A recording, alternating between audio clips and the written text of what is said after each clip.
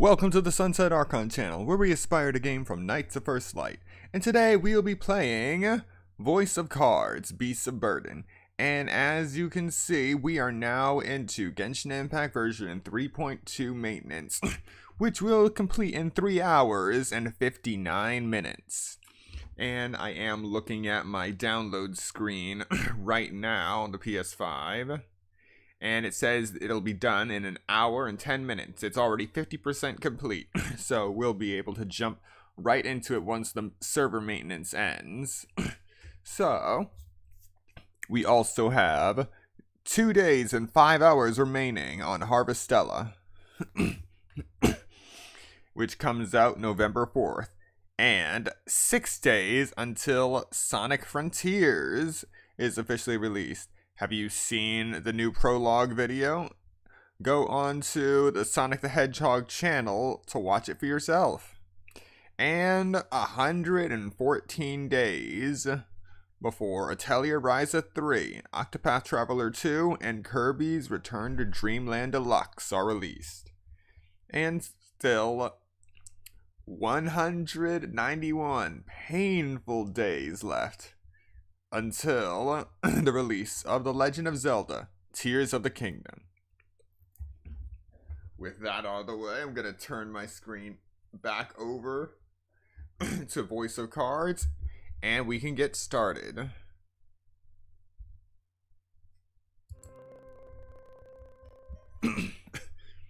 There we go.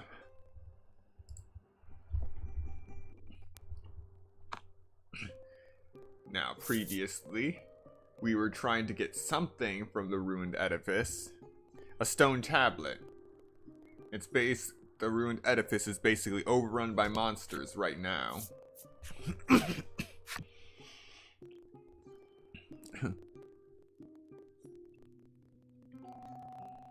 Yes, and I did get around to posting the summary of my inventory on my channel. Be sure to give those posts a look. And I'll be doing one of those at the end of every version from now on. As I make my way towards maxing out my entire inventory in Genshin Impact.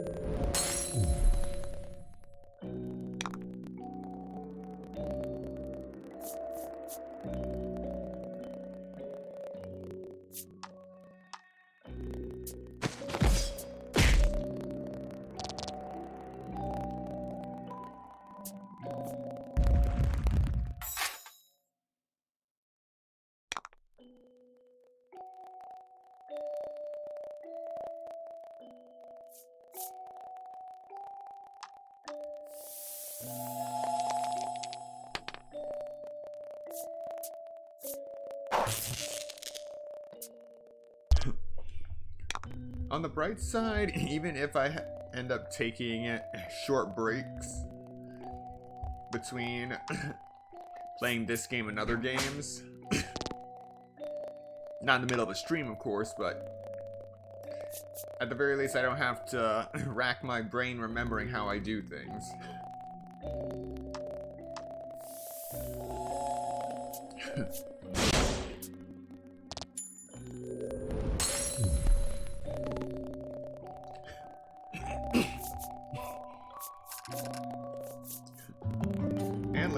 has leveled up.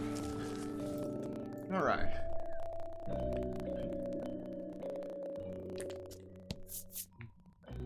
So let's see what we can find. A great statue stands before you, large enough that you have to crane your neck to look up at it. You wonder how much historical value such a thing might have. Interesting.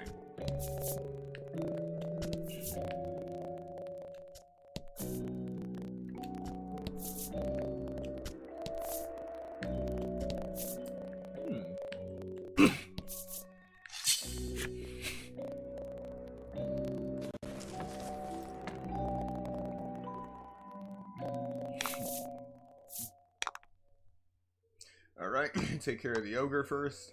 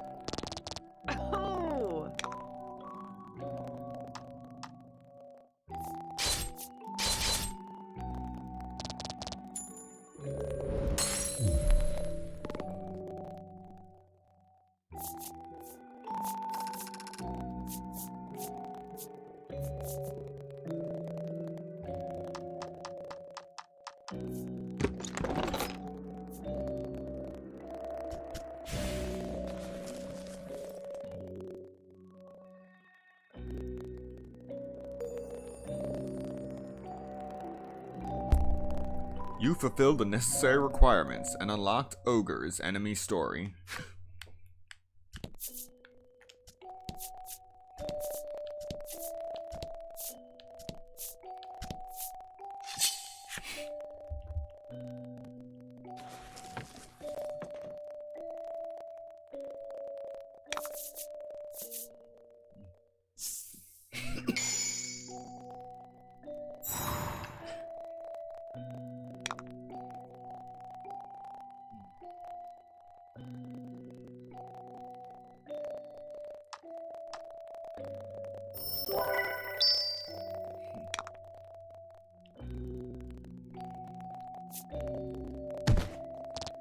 Interesting. Let's see. Lost Soul and Gargoyle.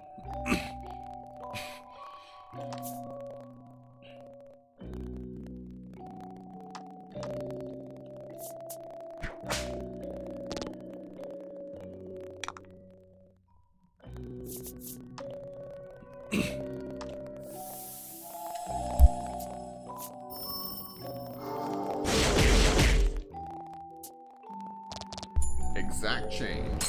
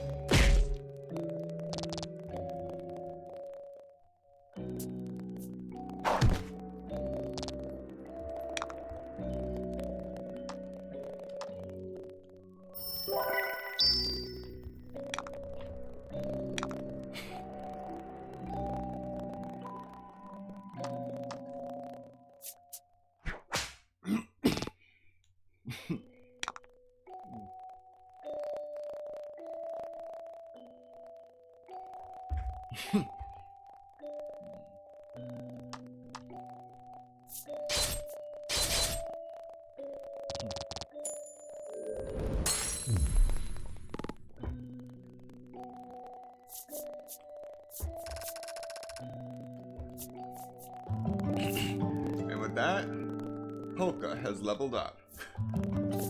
Trollis has leveled up.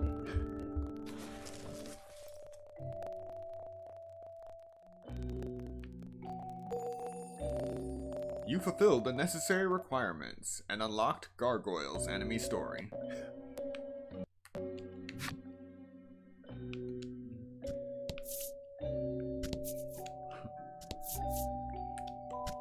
At first it looked like an open space, yet somehow we managed to go to the staircase anyway.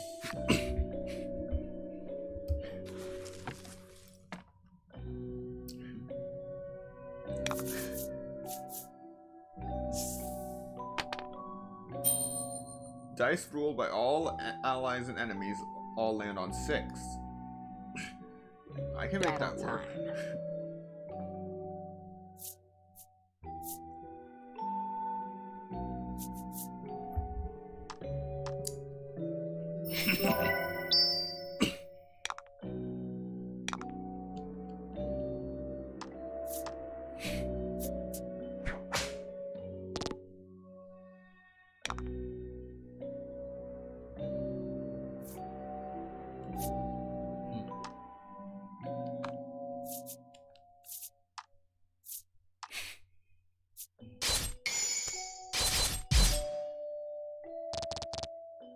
Sometimes you get lucky. Deal damage equal to the value of 3 rolled dice to all enemies. Then inflict attack down for 3 turns.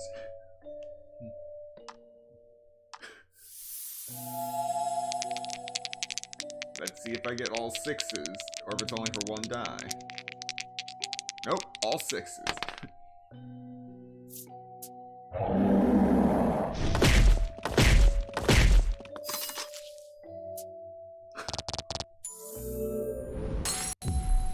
Now that is something. But at the same time...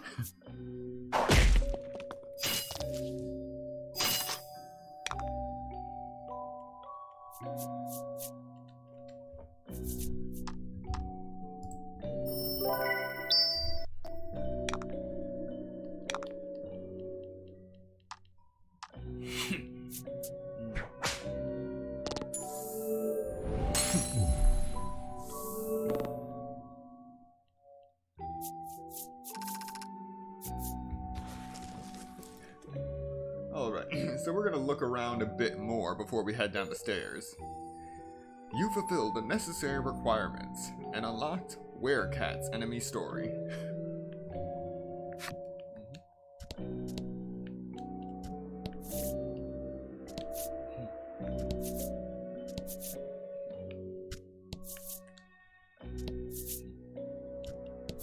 Estila.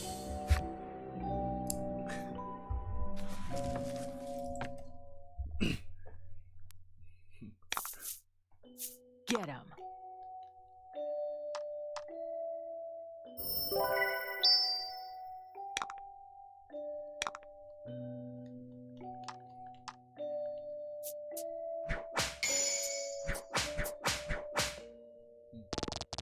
Oh.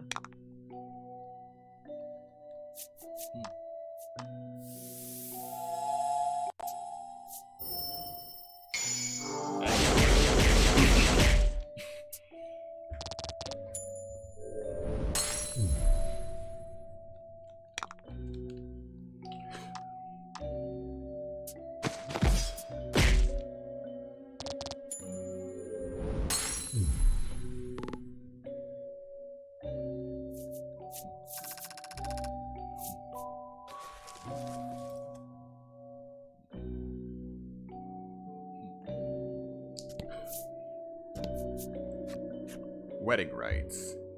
2 who have pledged their love to one another must exchange that which is worn at all times. That's right. Exchange headdresses.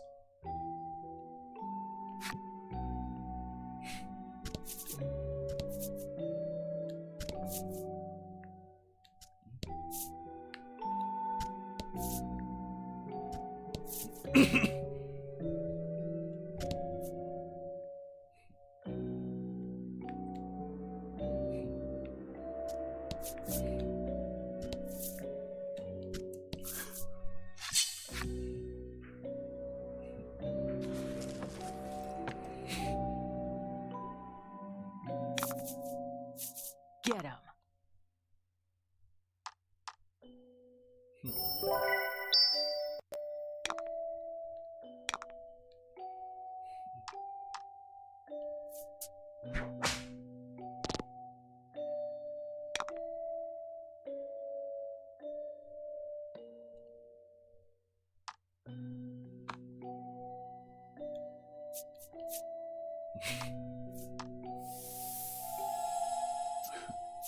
Another critical hit.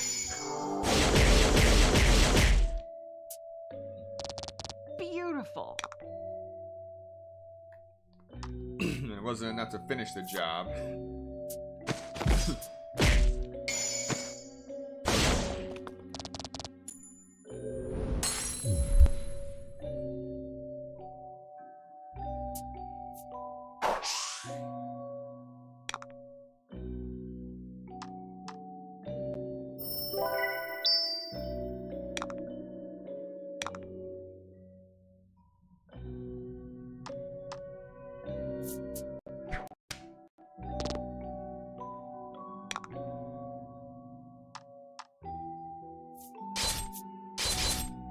Exact change.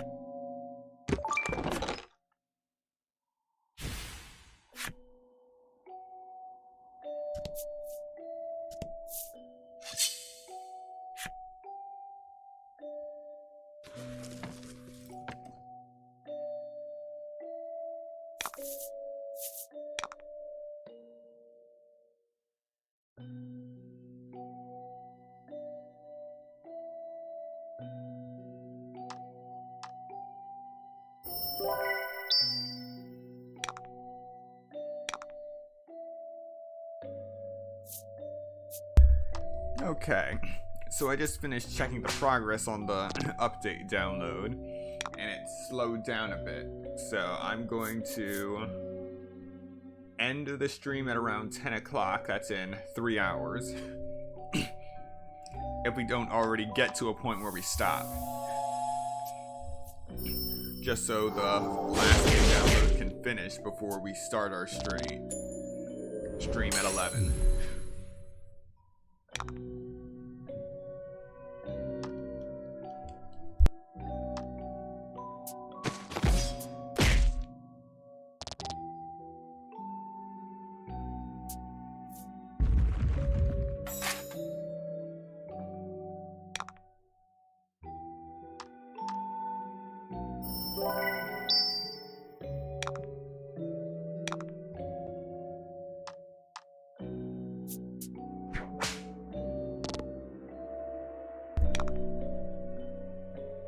Increased defense means nothing to fixed damage.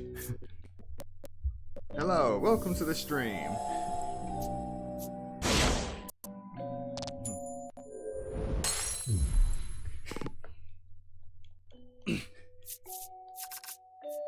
Didn't miss much, we're just making our way. Ah, I could have gotten a gargoyle now. Oh well, next time. Just working our way through the top of the ruined edifice. The first floor of the ruined edifice. Yet somehow, without even knowing where we're going, we ended up at the staircase first.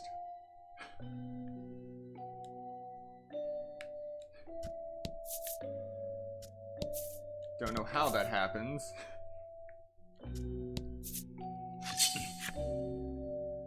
This is one of the few games that I actually want to explore every nook and cranny of. To battle. Hello, Pyra.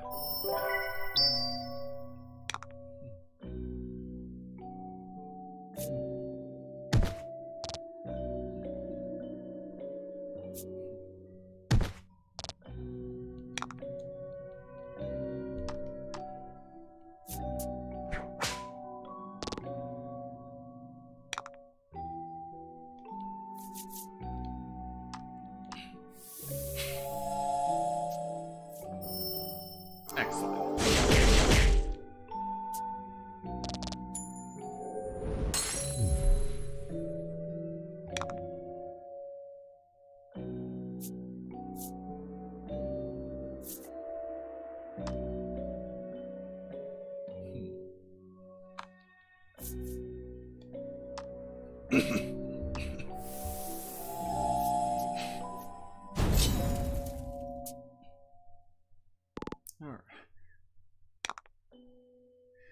So just for a refresher, we are in the ruined edifice trying to find a stone slate that's at the bottom floor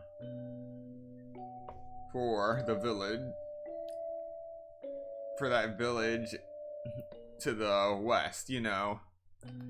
The one that did a complete 180 when they saw that Trollis was part monster.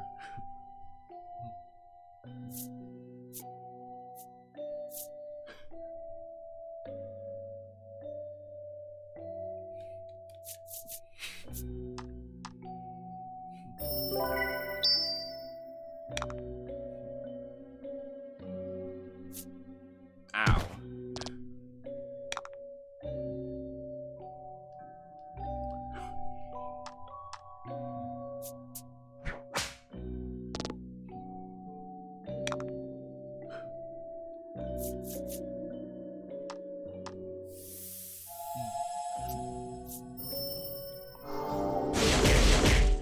Alright.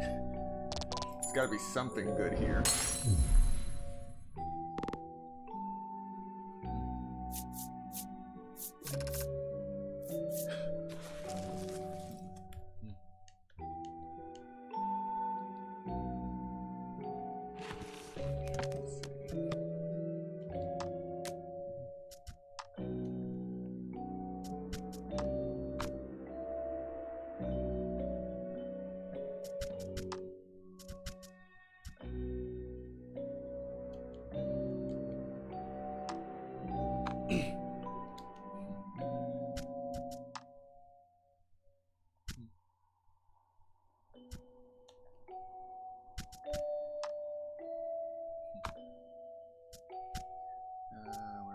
Where is it? I'm looking for the card that I just took off. Oh, here it is. Okay. Now I'll be a lot stronger. Because I'll be able to increase Ciel or Legault's attack power right away.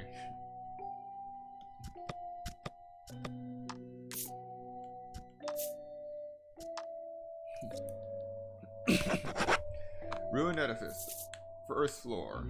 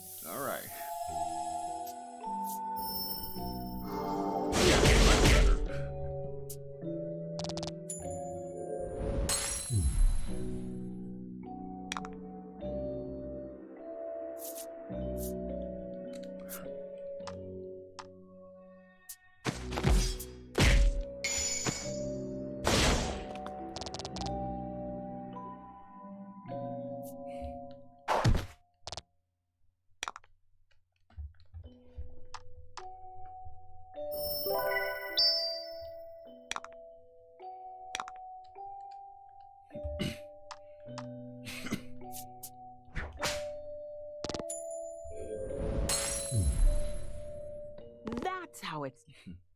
And Ciel has leveled up. Alright, we're almost done exploring the first floor.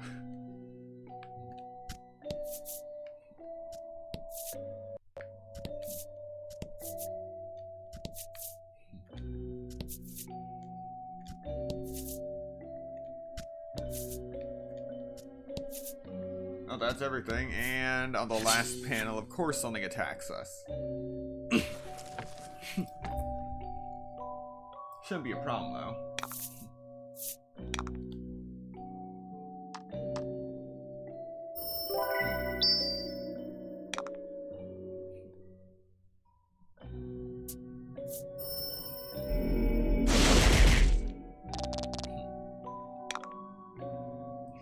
only thing that can get in the middle of get in between you and fixed damage is resistance.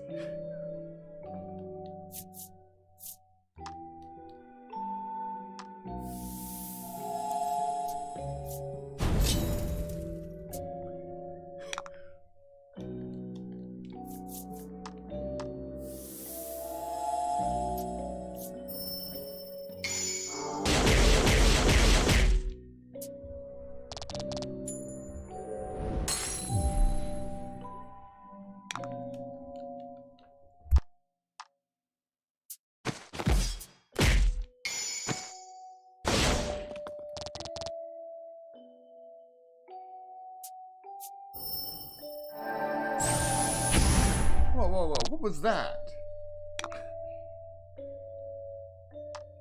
Since when can gargoyles do that?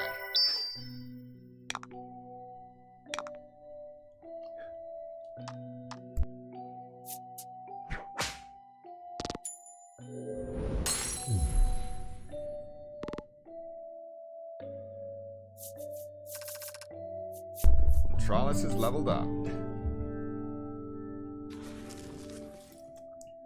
Alright, now we're just going to jump all the way to the staircase. Enter the ruined edifice, 2nd floor.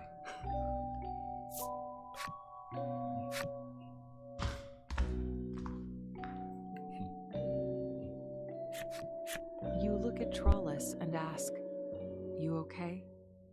She gives a vivacious bounce, assuring you that she's as fine as she looks and that you don't have to worry. Perhaps she then realizes what you actually mean, so she continues to speak with some brightness in her voice. She reminds you that she has the circus troupe who accepted her without discrimination. And on top of that, she has kind friends who worry about her and do their best to nurse her back to health when she falls ill. So of course she's all right. So, we'll do my best. Be big girl, for troop and for friends.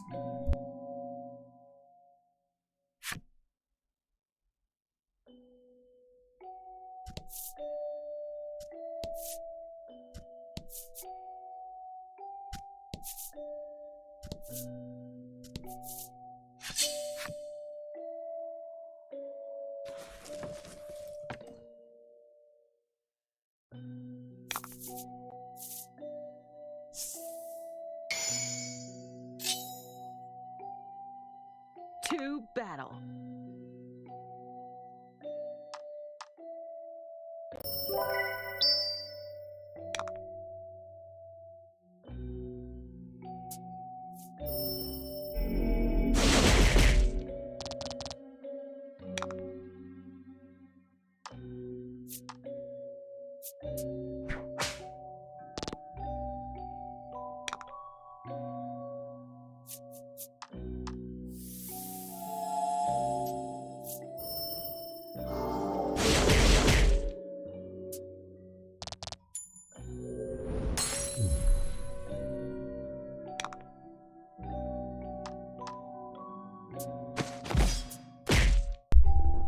Once again, exact change.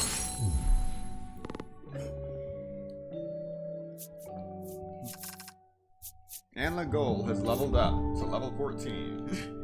And we got some treasure.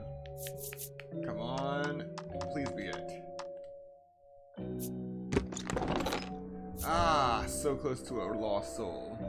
Deal damage equal to the value of 2 rolled dice to all your enemies. It's been a while since we've gotten a new card. You fulfilled the necessary requirements and unlocked Lost Souls enemy story.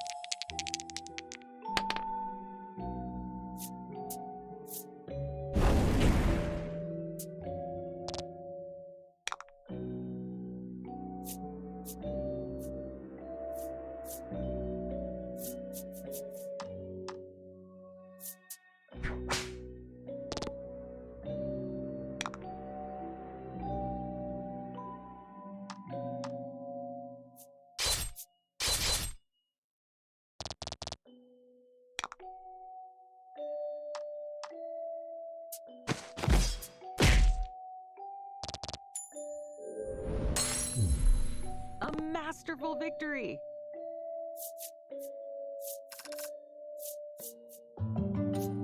Polka's leveled up, and we got more treasure. So, alright, Ghost, Soul Strike. Inflict random ailment on target if you roll a 6 or greater. That's pretty good. So, one thing I've been noticing is our HP is pretty high.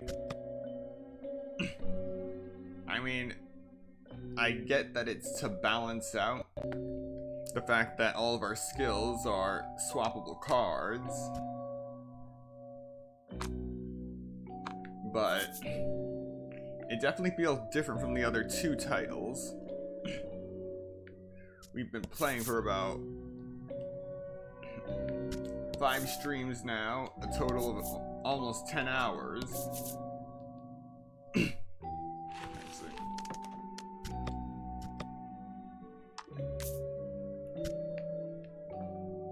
Actually, yeah, 8 hours.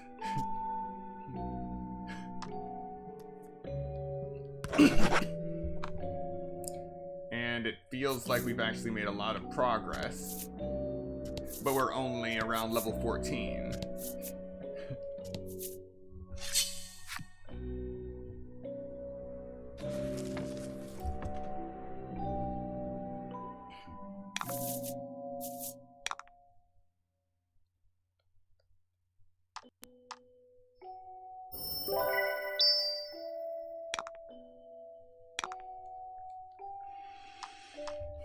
Hello, welcome to the stream. We have just made it to the ruined edifice's 2nd floor.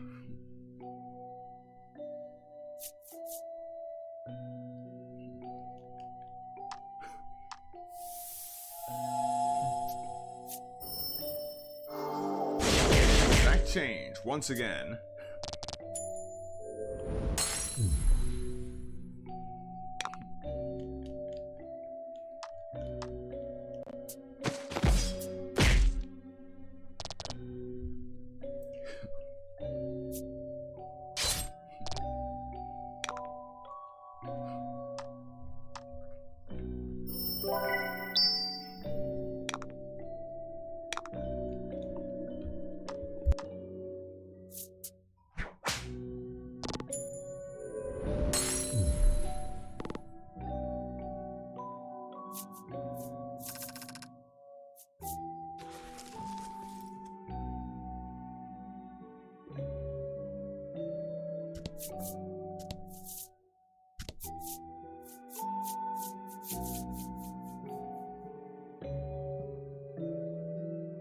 Your group reaches an antechamber with 3 arrows inscribed on the floor.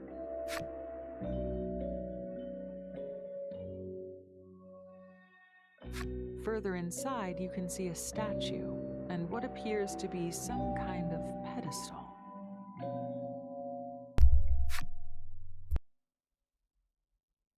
To the right is a door, and by the looks of it, your only way onward. Investigate the mysterious antechamber on the 2nd floor of the ruined edifice. So I understand this puzzle. The floor sinks slightly when you step on the arrow, and then Why, the statue moved. Apparently, it moves in the same direction as whichever arrow is stepped on. Move the arrows. Move the statue using the arrows on the floor. By stepping on the arrows on the floor, you can move the statue in the corresponding direction. However, you cannot move the statue in the same direction twice in a row. Okay.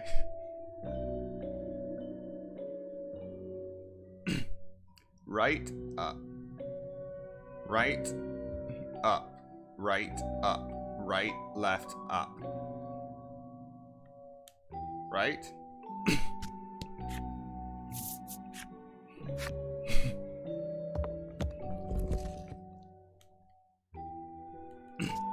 Up.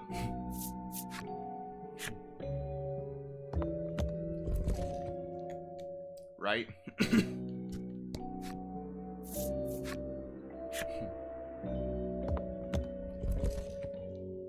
Up.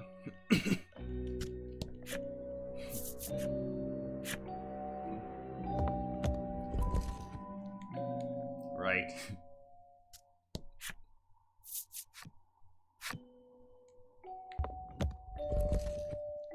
Left.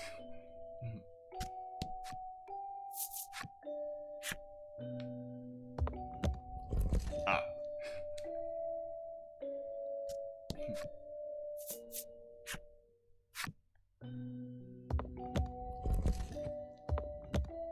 The statue slides on top of the pedestal, and in that instant, with a groan, the Booyah. door opens. Relieved that you can finally move on, you decide to head through the door. Head through the door and look for the stone tablet located within the ruined edifice.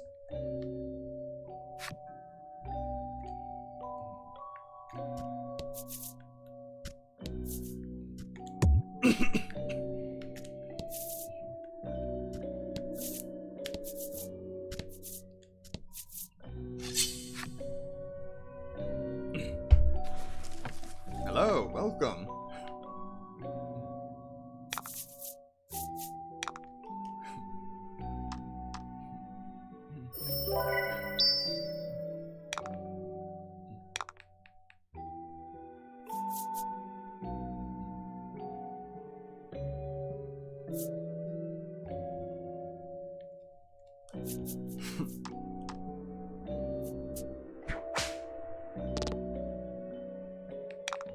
All right.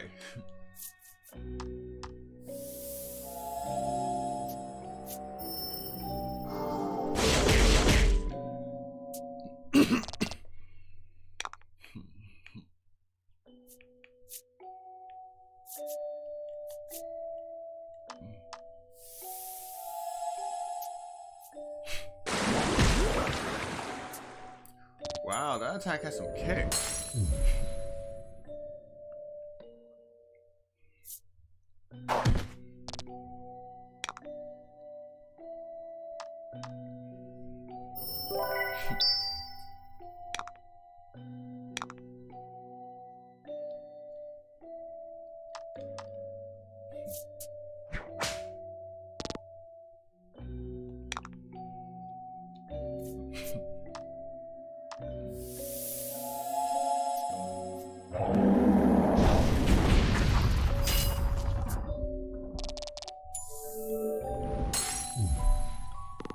Nothing like fiery meteors, am I right? Alright, I'll choose left this time. A 1-star death crawler, drain life, deal dark damage to target and recover, HP equal to 50% of the amount dealt. Okay. We'll try to get the 2-star one next. No better weapon than a meteor.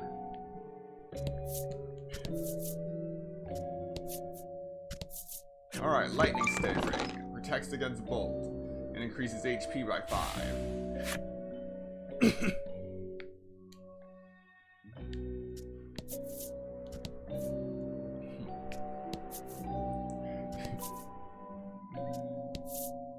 guidance. The monsters steal what is precious to us. However, if you believe in the Guru's guidance, you will find hope.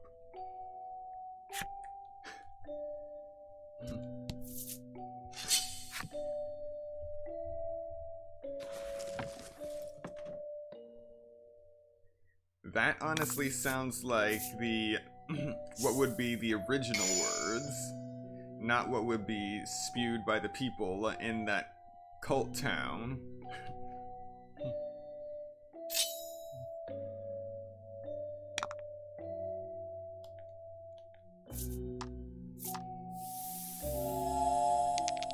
All right.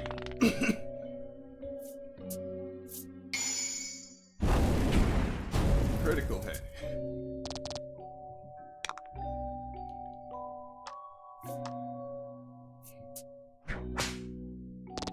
I might actually be able to finish this fight without getting damaged.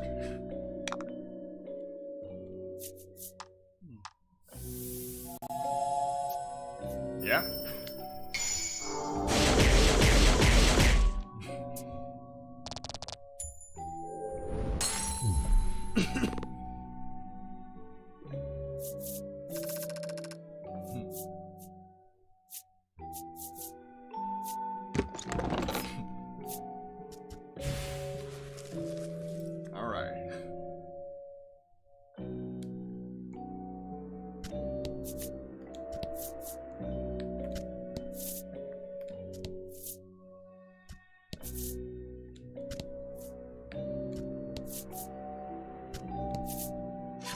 Oh boy. Something's ahead.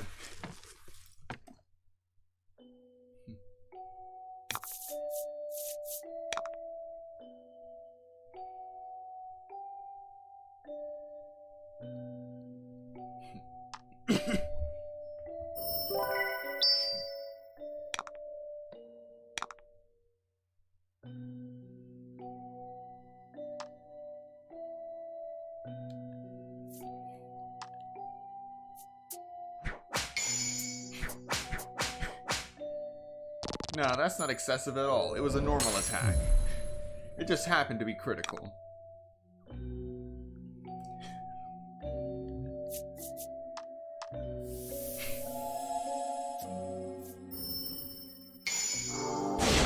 That just happened to be critical too.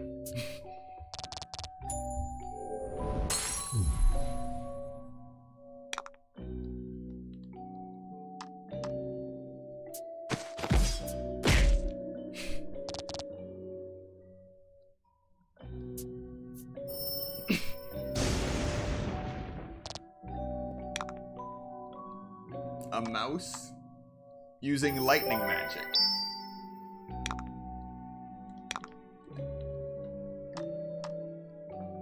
Now, where have I seen a lightning mouse before?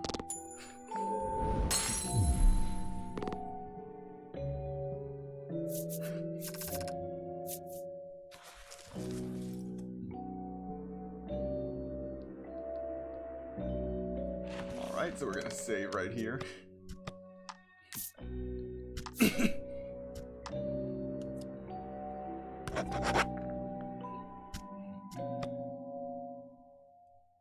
Our HP looks good.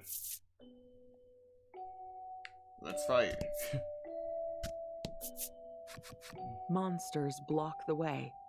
You attack them at once, determined to make your way deeper into the ruins. Not even a second thought attacking monsters in this game.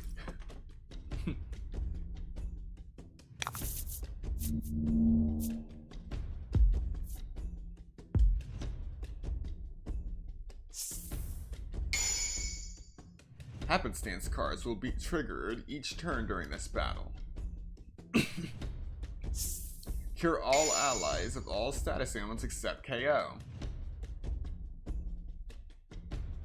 I could not have gotten a more useless first happenstance card because we don't start with status ailments. They're all recovered at the end of a battle. Now, before we start this, I'm just gonna check our download progress.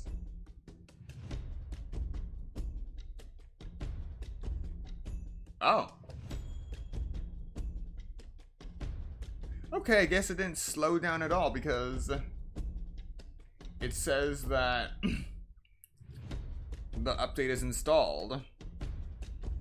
So that's one less thing for us to worry about. Now we're just waiting the extra 3 hours for maintenance to end. So we can play Voice of Cards at our leisure.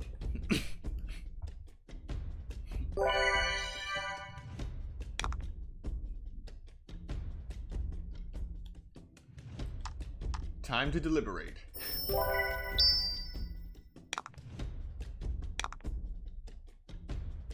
Then use Orcish Power on Legol this time.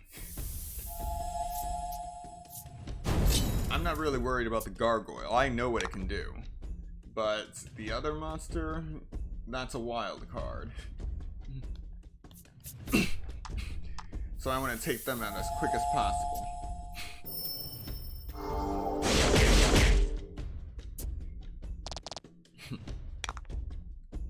And thankfully, I swapped in Water Jet. I didn't think I'd be using it this soon, like this.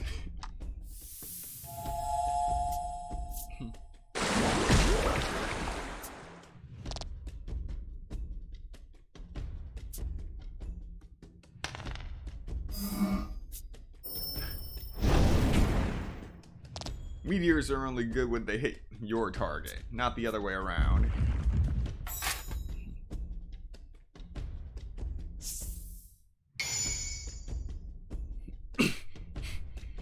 Increase allies' defense.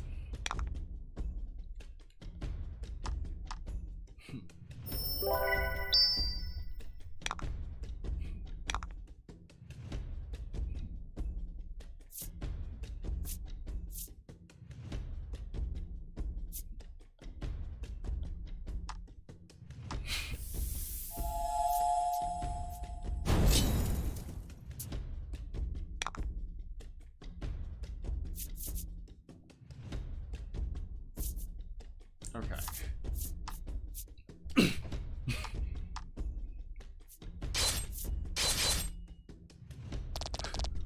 That's one.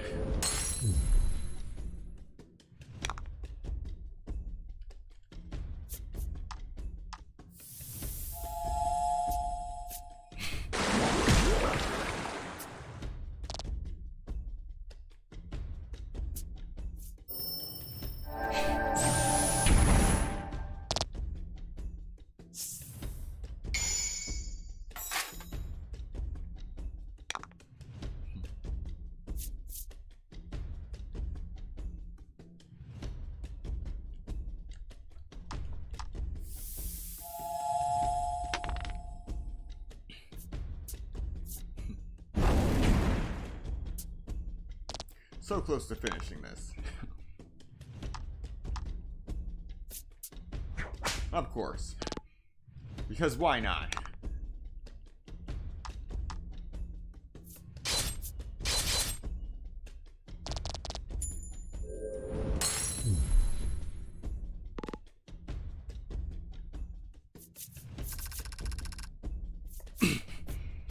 And I will choose right.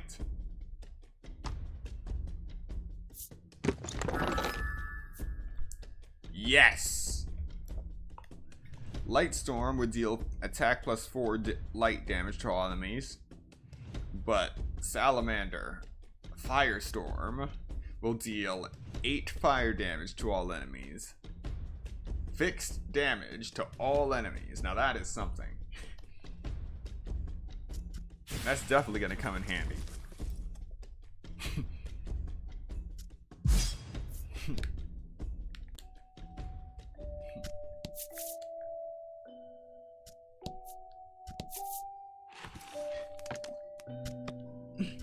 Now we're just gonna save before Sling goes horribly wrong.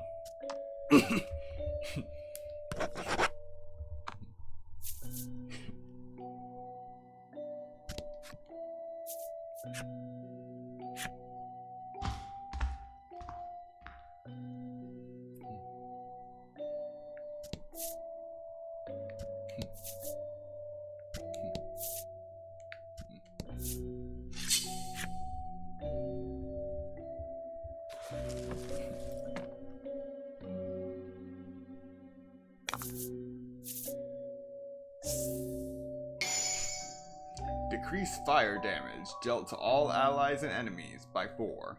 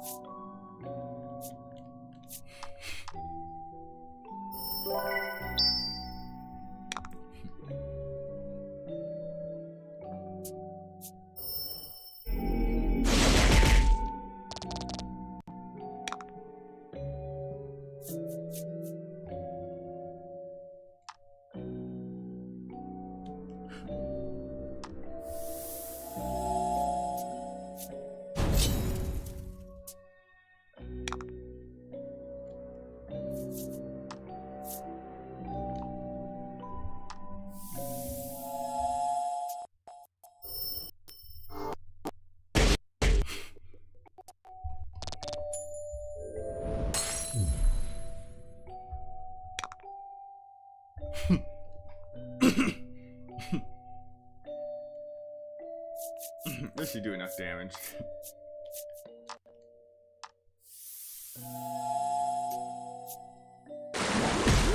So close.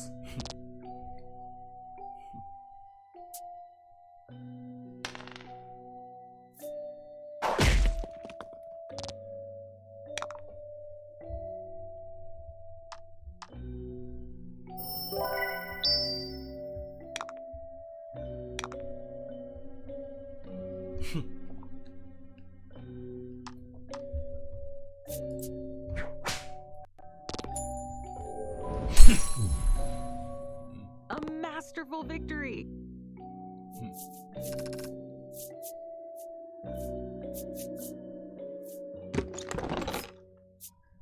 So close. We missed Lost Soul again.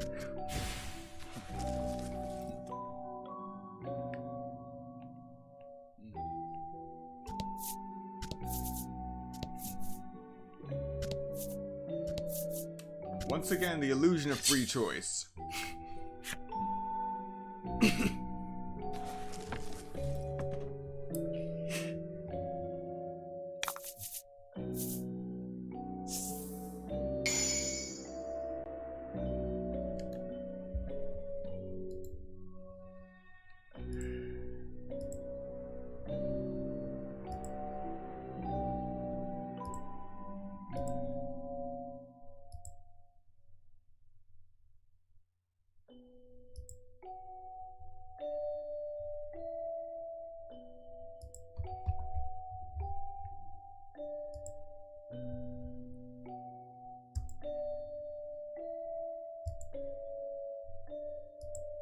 You didn't see anything. No one saw nothing. Alright, happenstance. 2 gems.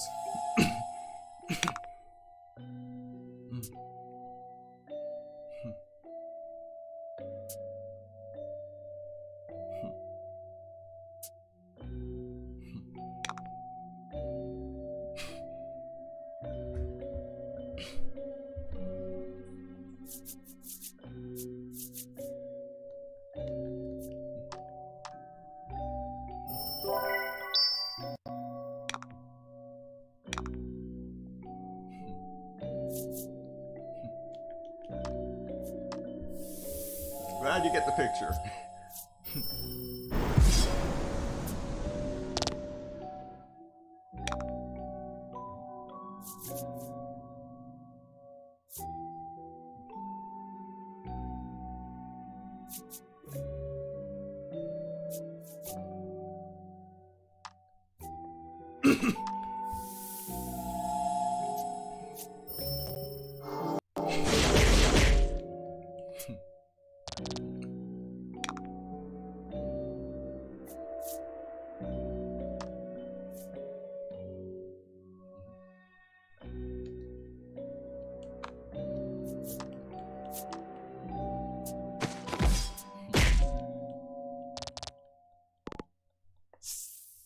Decrease bolt damage dealt to all allies and enemies by 3.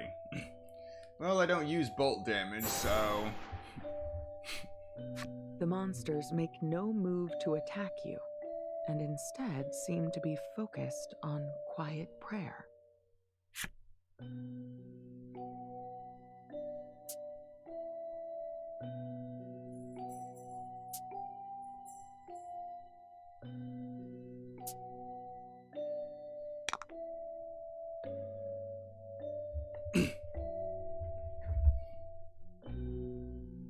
Okay, so I could wipe them out this turn, but I'm curious.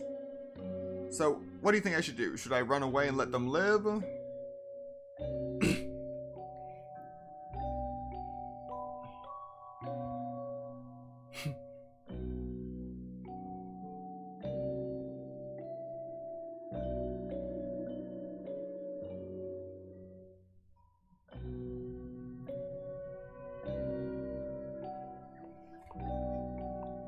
No mercy? Alright.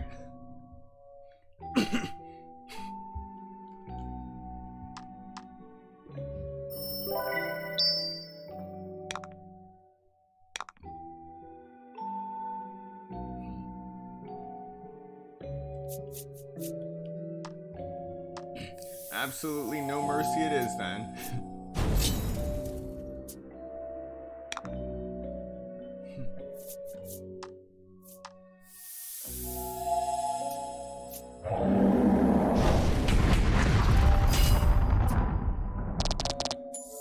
Wait, there was a survivor?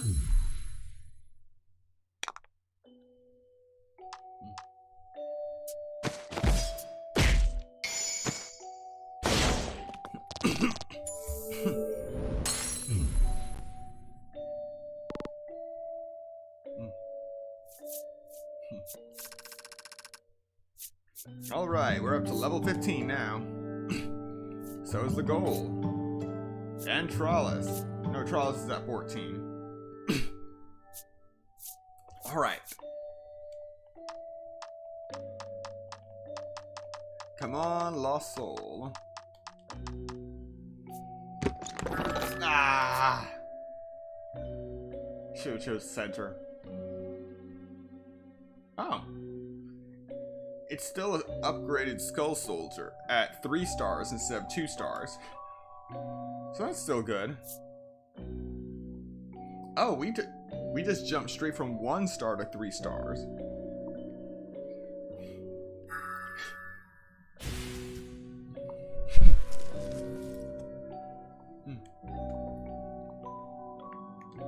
But yeah, that was strange.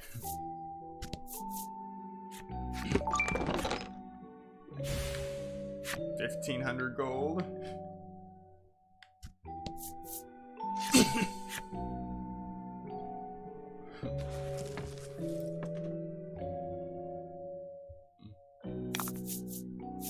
Battle time.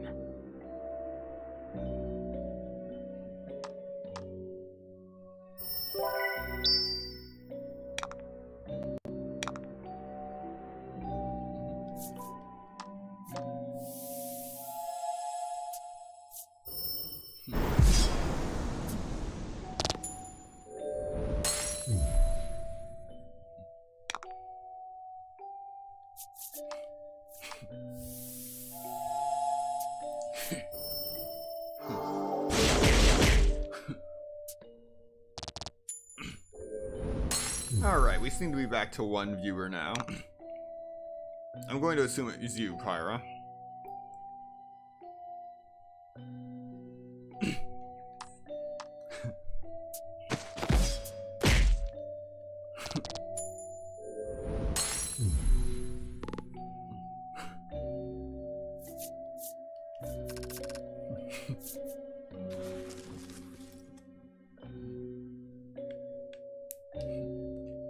You fulfilled the necessary requirements and unlocked Ghost's enemy story.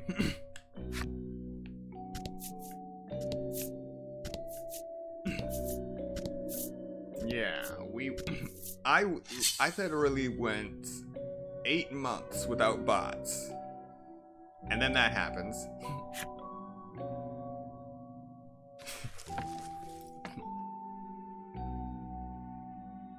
I think that bot was just lurking, still trying to spam.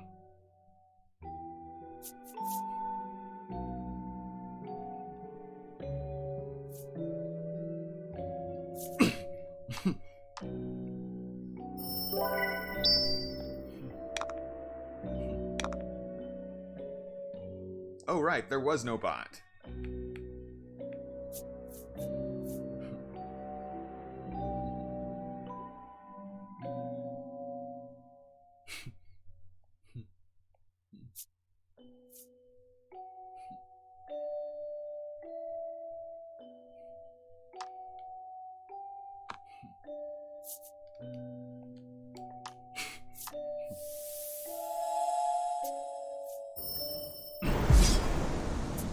Yes, they did, but I literally watched the chat just to make sure that doesn't happen.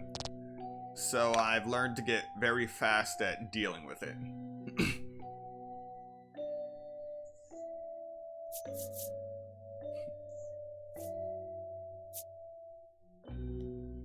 At the very least, you don't have to bleach your eyeballs tonight.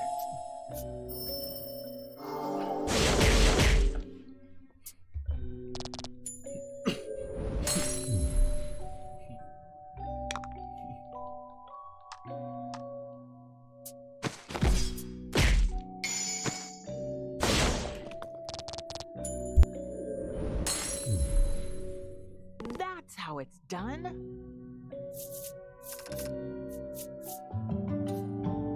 And Polka has leveled up.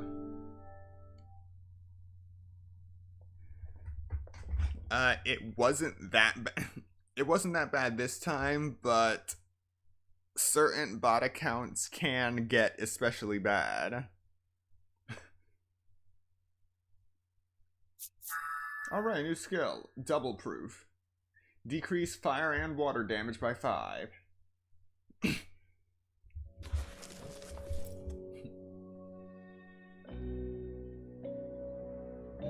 So I am sure that you've seen the various bot accounts that, well, maybe bot account, also spam account, that go into people's comment sections in YouTube and try to impersonate them, either with a WhatsApp or text me now number. Granted, that kind of thing is supposed to be resolved due to a new YouTube update, but I'm still skeptical. But it's that kind of stuff.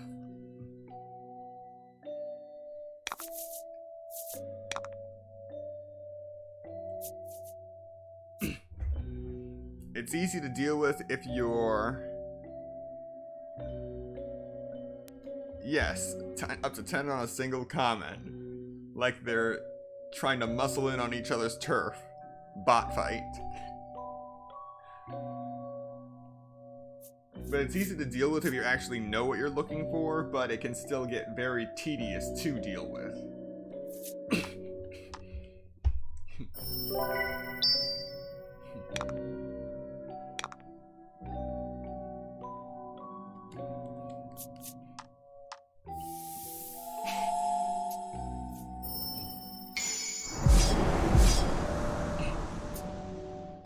Beautiful. And that is exactly what I delete. Link after link if it shows up in the chat. And this bot was just spamming constantly. So rather than having to delete each message over and over just for it to be replaced, it's better to just time out them immediately and then delete what they posted and then report them while they're timed out.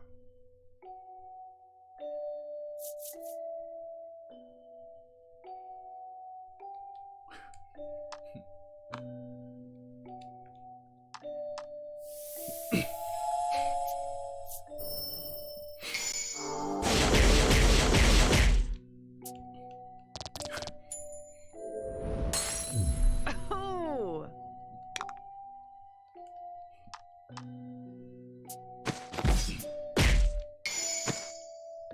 It's a process, but at the very least you're sure that they won't just keep posting it after you look away from the screen. Unless they summon an alt to your chat too. That's when things can get annoying. What the? Okay. You emerge into a wide open space with an array of stone tablets. Your excitement fades as you realize just how many there are. You glance down at your feet and spot a piece of paper on the floor. The scrap has a note written on it. To proceed, align the tablets with matching patterns. Well, that's simple, Legol says. He approaches the tablets, but then...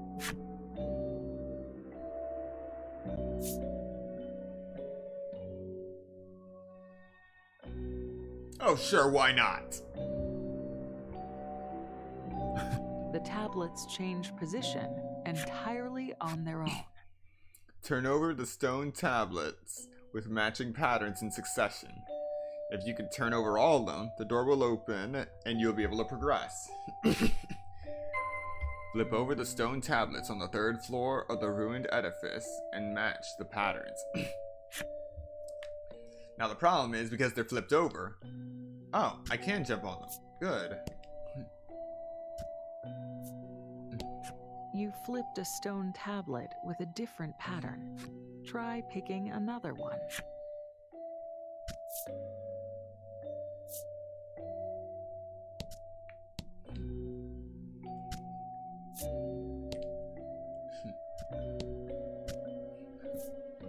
Okay.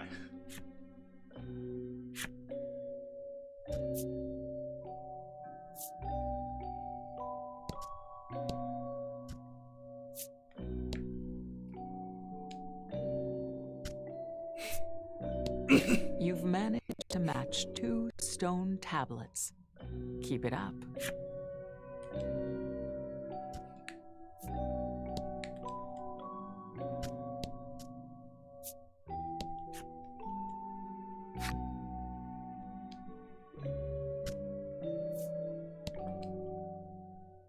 Ah! There was a 50% chance on that one.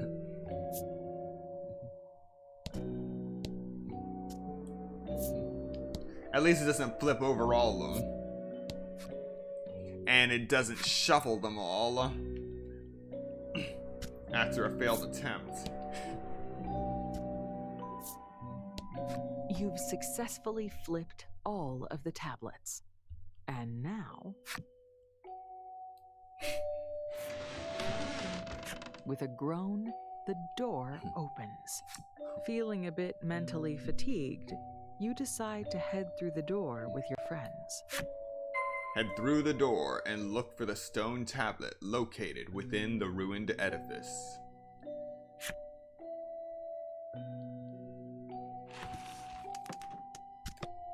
First, we're gonna save. And I'm gonna take a quick drink before we continue.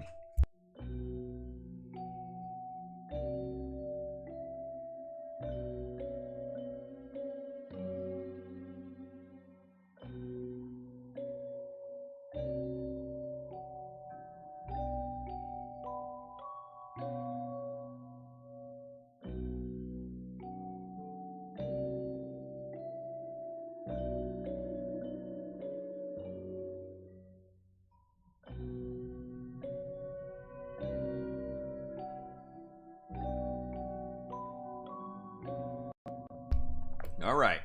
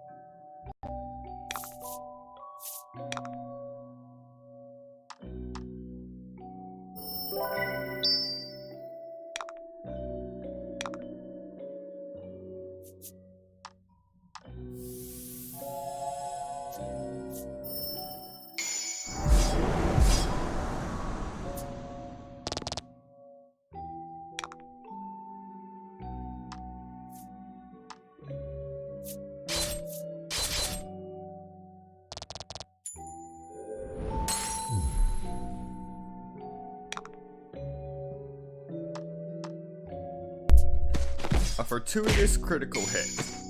And another one.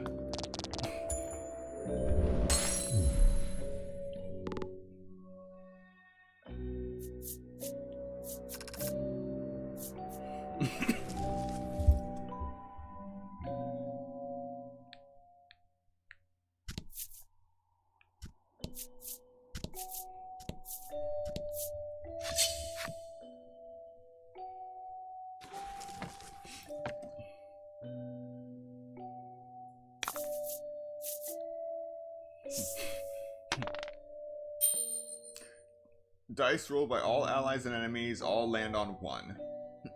Battle time. So this is not the time to be playing a game of chance.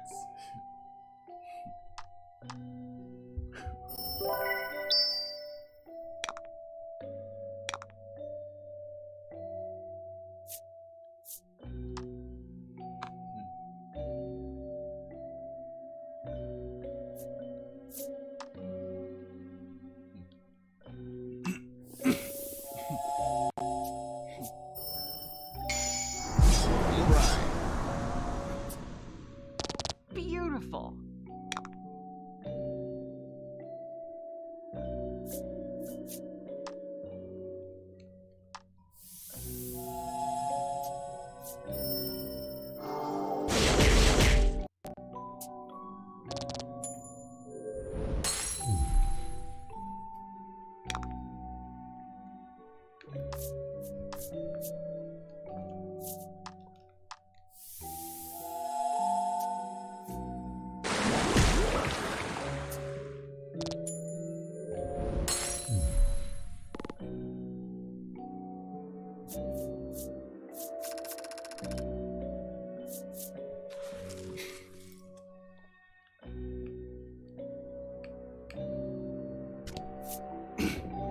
Oh wow, I thought that was definitely going to be a chest.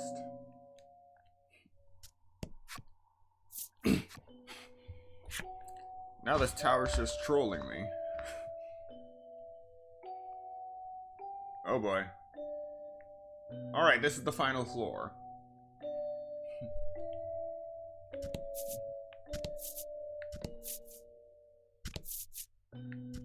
At least it looks like it. No. It's not.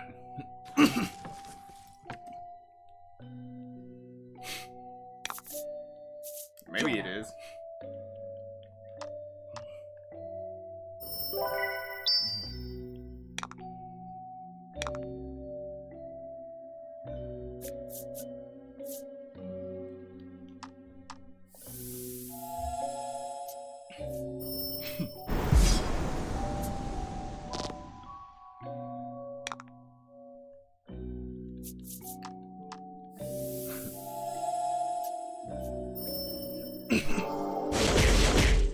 Alright, got a groove going.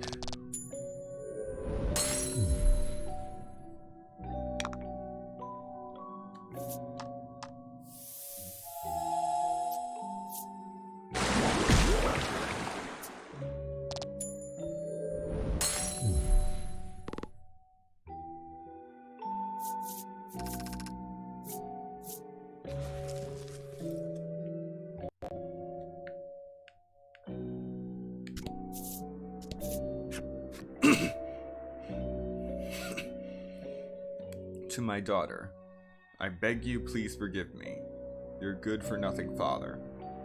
I could not live by the creed, nor do anything for the things a father ought to do. Anything of the things. There's the twice. Nor regain the soul of the village. I love you. So it's supposed to look faded, but the double the is just a typo.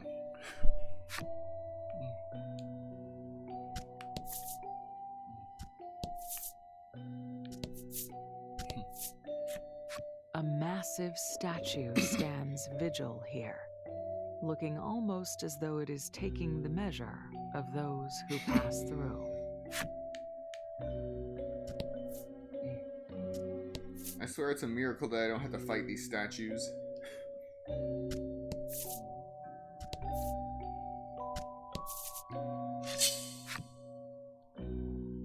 Okay, so yes, it might be the final floor.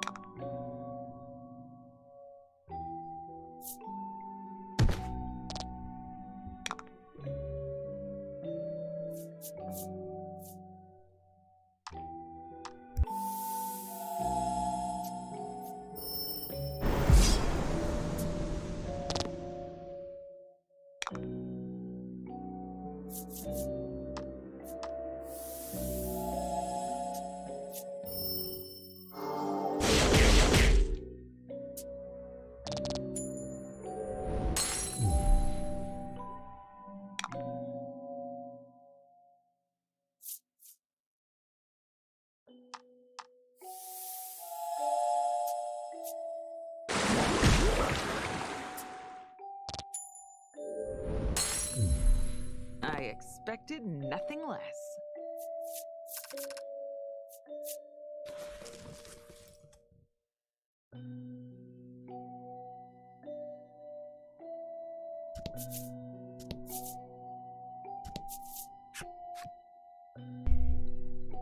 Funerary rites. Transfer the deceased's headdress to a doll and spend 99 days together. Then place it upon a pyre and send it unto the heavens. Never shall we be robbed of our souls by monsters.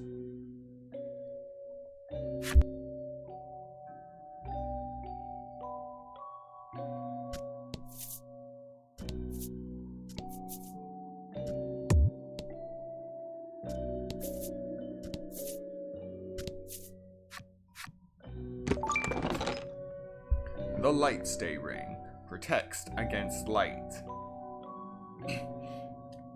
Defense +2, HP +5.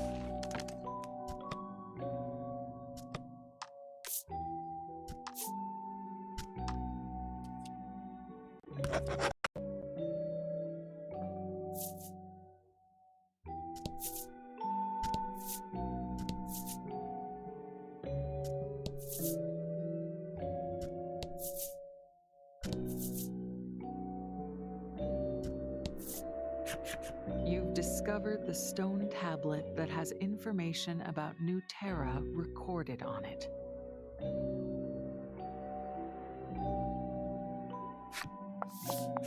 You rush over to the tablet, but suddenly, you guessed it, a monster appears and attacks.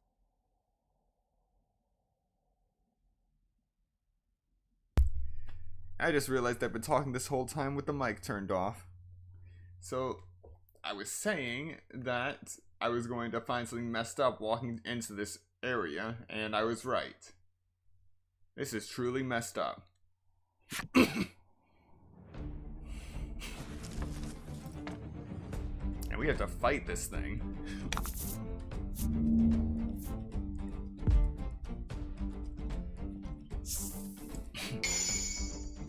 Battle time.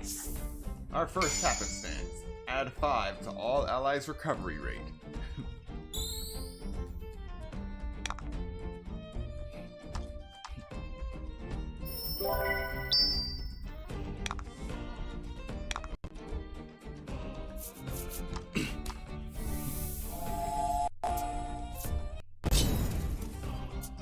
We gotta do 220 points of damage. No problem.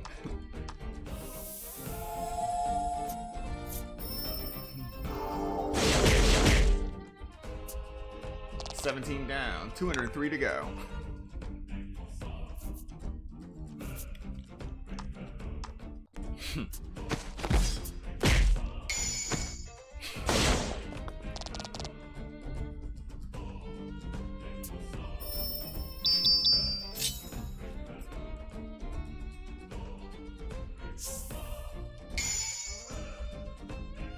Alright. Add 3 to all light damage done.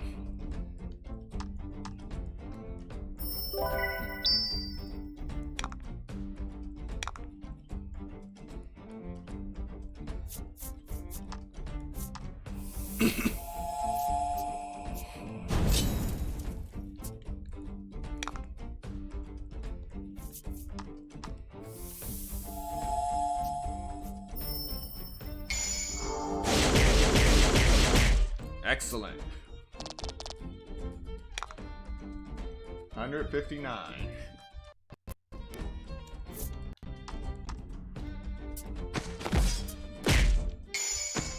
Another critical hit. Beautiful. 134.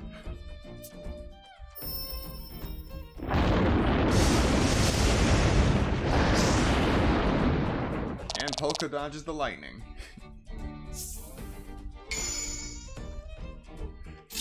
Add 3 more onto all attack.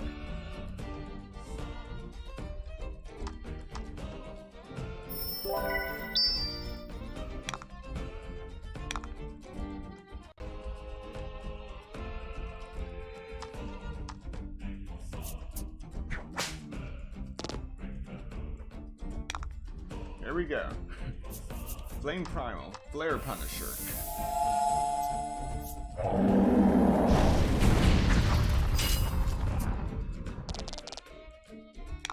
And we're not done yet.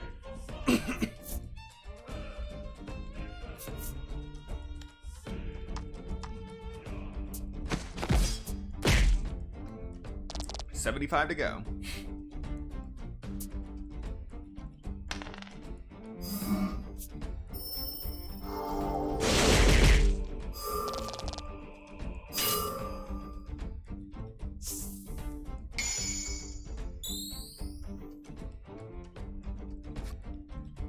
Cards afflicted with seal cannot use skills that cost gems. Oh no. Whatever shall I do?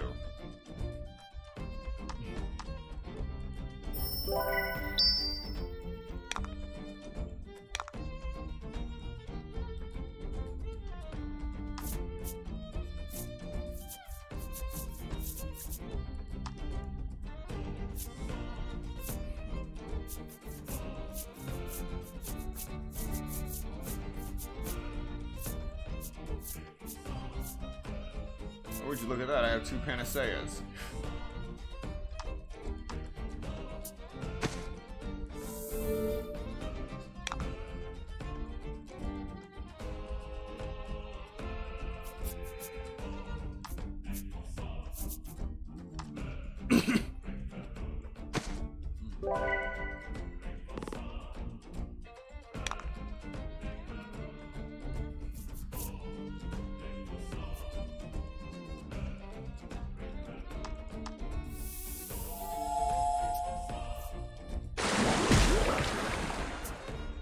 $51 to go. Yes.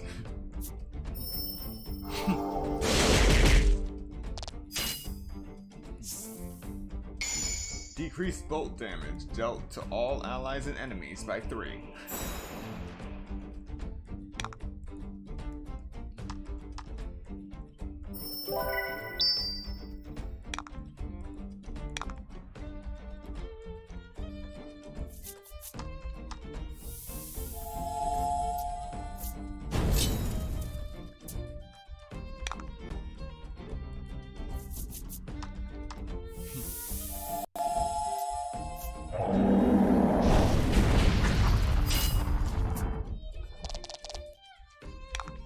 Time to end it.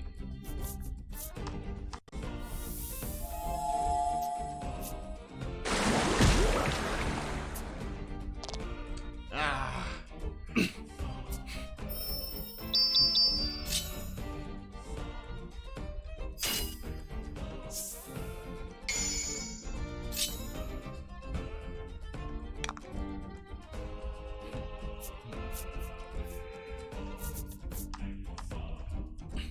Well, Trollis will end it.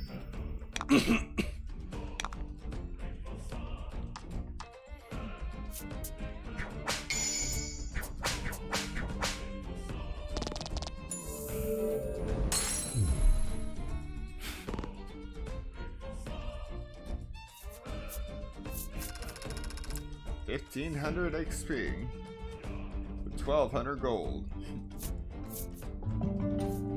And we are level 16 now. So is the goal.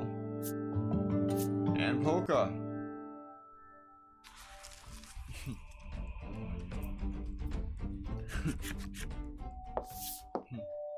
There appears to be some writing on the stone tablet. You ask Polka to decipher it, but the script appears to be from a language that even one of his considerable knowledge has never seen. The 4 of you decide to ask the guru about the tablet. You've obtained the old tablet. Escape the ruined edifice immediately? Yes, escape now. You decide to exit the ruined edifice immediately. And we are now 1 hour and 34 minutes into this stream. We have completed our exploration of the ruined edifice.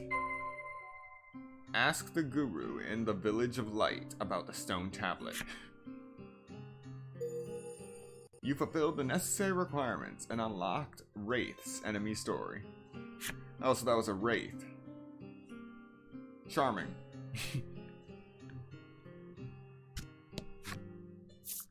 I am really not looking forward to going back into this village.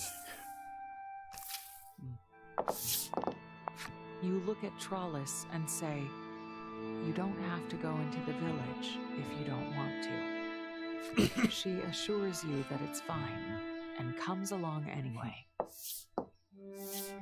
As you make your way into town, the apothecary approaches. Before you can say anything, the man blurts out an apology to Trollis. The sudden contrition is a surprise, and not just to you. Legol and Polka are clearly taken aback, too. Though I may have been attempting to hold fast to our creed, you are still half human, and my behavior towards you is foul. The guru must have explained things. Everyone in the village has accepted Trollis by the sound of it. Yeah, that doesn't enchant. Maybe they aren't too bad. The apothecary's attention is devoted to preparing some kind of medicine. I'll need to get this to everyone in town, he says. The woman pays you absolutely no heed and eats with single-minded focus.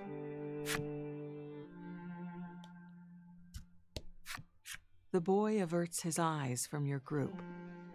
I have to get ready, he says, weaving flowers with considerable fervor. Yeah, things are still strained here. My, your ears and that tail are quite lovely, the man says to Trollis, his tone light and amiable. Those words are just as shifty as his eyes. The proprietor of the inn is smiling at you once again. Please feel free to take a room if you need one.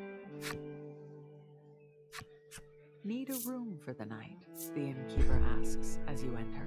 I take that back, but at least they're trying, yes. At the very least, they're trying.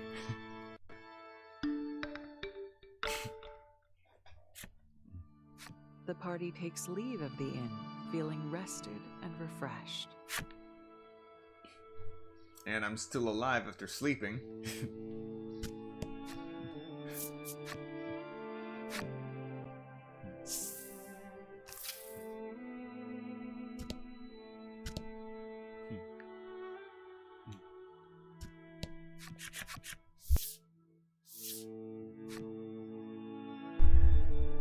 You have the stone tablet, which must mean the monster is defeated. I thank you.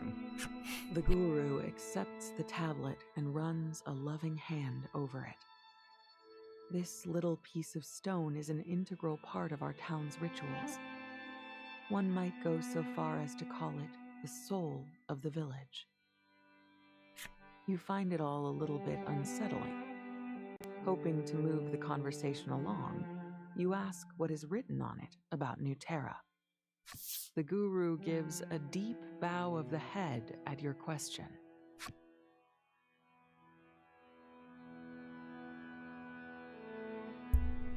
I'm afraid that what I said about the tablet having the way to New Terra recorded on it was a fabrication. I'm sorry. You're stunned at the news. She lied to you in order to get you to retrieve the tablet.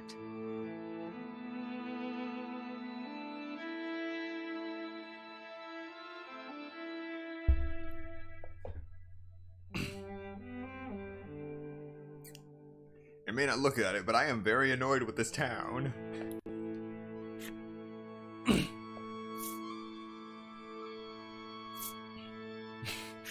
Your shoulders tremble as you ask, "You tricked us?" But the guru replies in a solemn voice, "You do not need to worry. New Terra does exist, and it is found to the north, beyond a massive cliff that towers over the land, called the End Wall." She goes on to explain that to get there, you must travel through the cave to the north. That's what I'm wondering. With that, she offers a final prophecy. What you seek shall be found in New Terra. Well, of course it will, because that's where I want to go. There's something desolate in her expression. Oh no.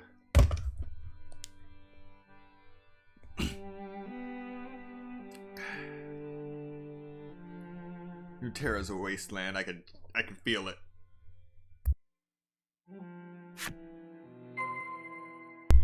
Head for the end wall to the north. You fulfilled the necessary requirements and unlocked Guru's side story.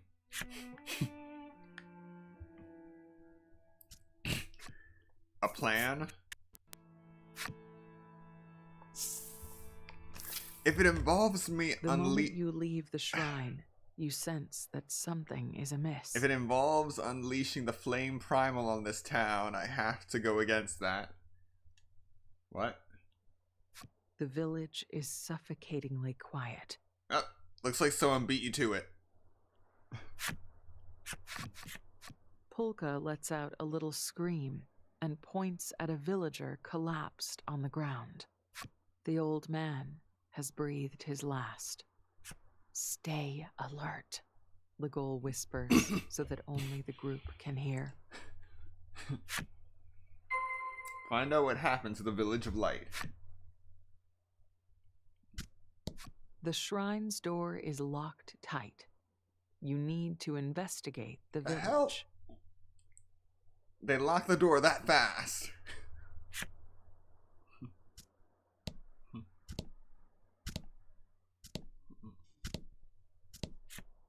The old man is dead, his gentle face frozen.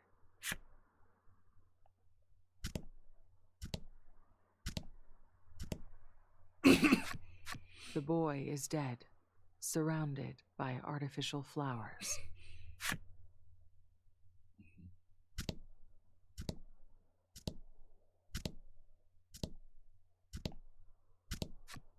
The woman is dead, but the hand on her full stomach suggests her end was met in satiety. Even to the end, it's all about bread.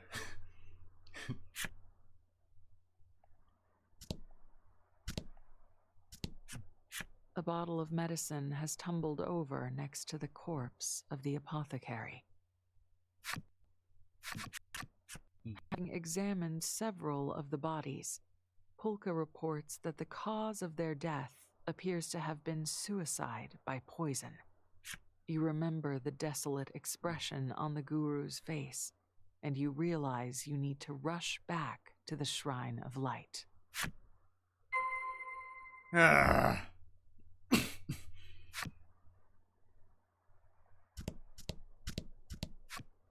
Though it looks like she is just sleeping, the proprietor is dead.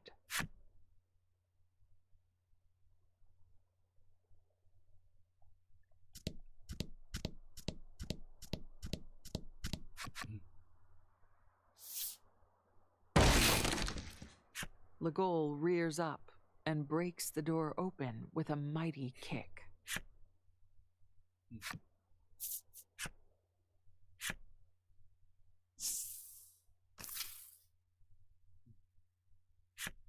The guru is collapsed, bleeding on the ground.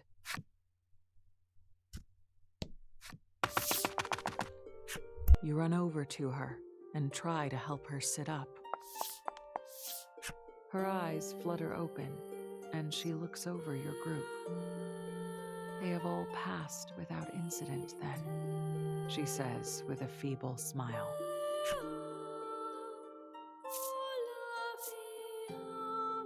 Why? You take one of her limply hanging hands and ask, why?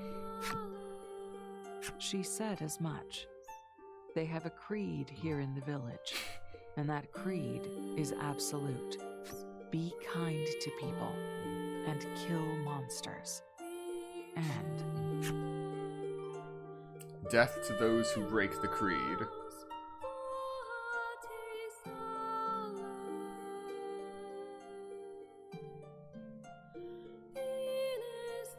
You have got to be kidding me. This village's hatred for monsters runs deep, having taken root long, long ago. Those feelings cannot be changed, nor can the creed. The guru produces the stone tablet from the ruins. So long as we have this, our souls shall be guided to their rest, she murmurs. Trollis bursts into tears and says that this was all her fault. No, says the guru softly. It was mine.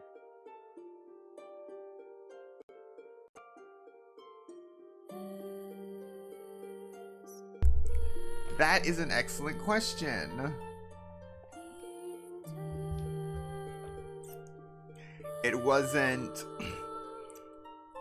On one side, you could say it wasn't the fact that they was being mean, but one side you can say it was the fact that they were just mean. On the other hand, you could also say that they were nice after being... It was because they were nice after being mean, as that was a admission of guilt in some way. Being nice after being mean is an admission of guilt that they broke the creed to begin with.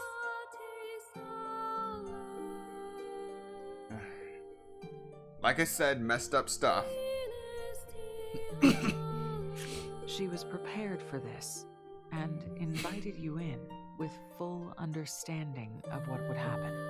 Despite all of that, she still wished to get the stone tablet back from the monster.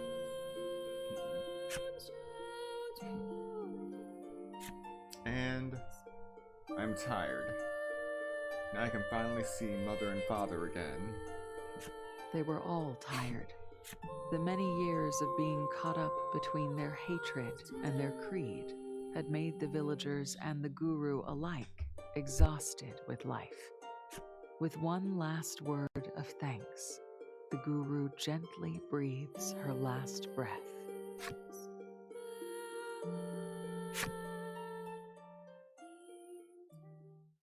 Thus did the monster-loathing village pass to dust, a visceral demonstration of what happens when you mix faith with hate.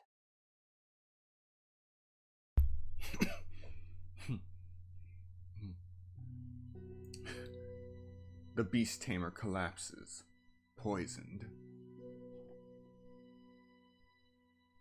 The party seeks refuge in the Village of Light. Alas, the people of this village abhor monsters.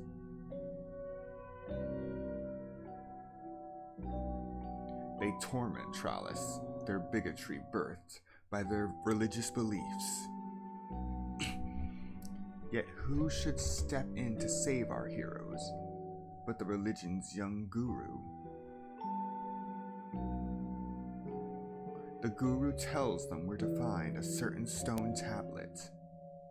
But when our heroes return to the Village of Light, they find every last inhabitant dead.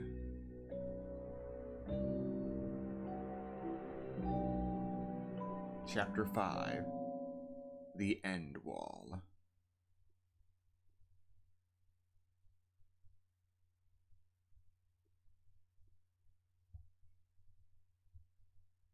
You and your companions dig long, deep holes, graves. You feel it's only right to give the dead a proper burial. That's one grave complete. You let out a long sigh. You wonder how the others are faring. Check in on your companions. So yeah, I'm glad I did this stream today and not yesterday.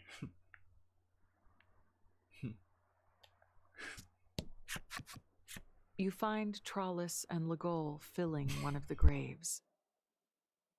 Trollis is in shock.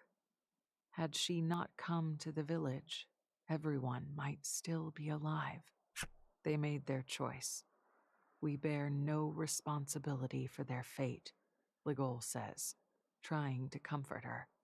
Silence hangs in the air. They break ground on a fresh grave. You leave them be.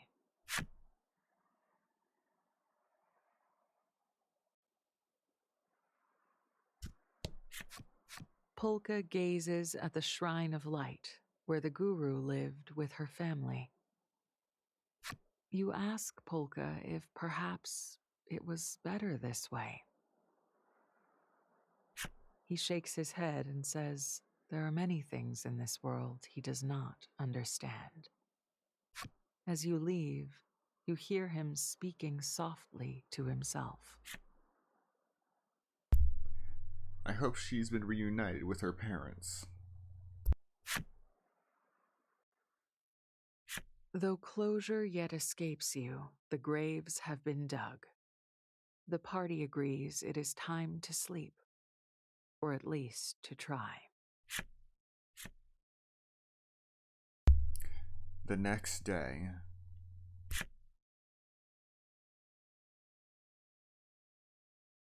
The village is all too quiet as your party rouses from slumber. Everyone sets about preparing to pass through the cave leading to the end wall. Find the cave in the northern wasteland that the guru spoke of.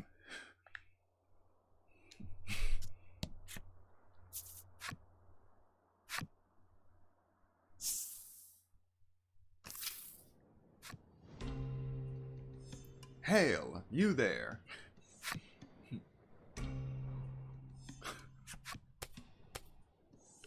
Glancing over in the direction of the shout, you see the roving merchant waving his whole arm at you.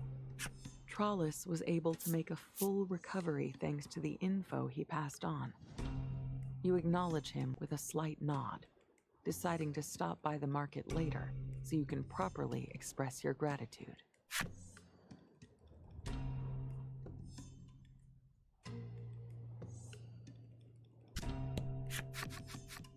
The merchant sees that Trollis has recovered and lets out a sigh of relief. What a rare... I'm so glad she's recovered. It's a miracle. He asks after the apothecary with curative-making prowess. It seems he wishes to replenish his stock. Alas, the apothecary is... You tell him of the tragedy that transpired in the Village of Light. The man falls silent for a time. I should like to set off some fireworks then, in honor of the dead.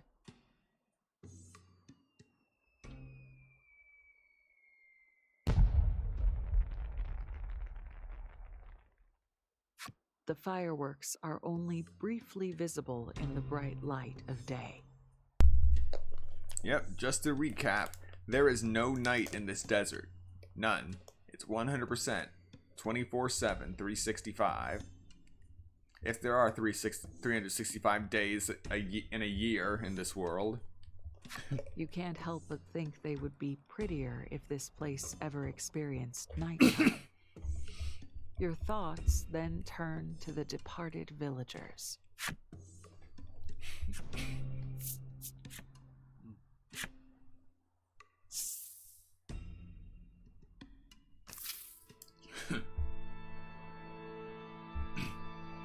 Ooh, fancy market.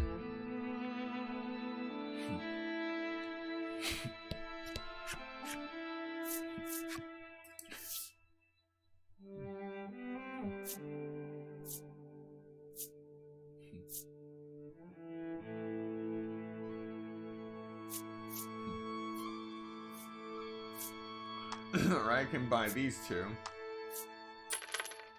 at their lowest level and then worry about getting the higher levels later.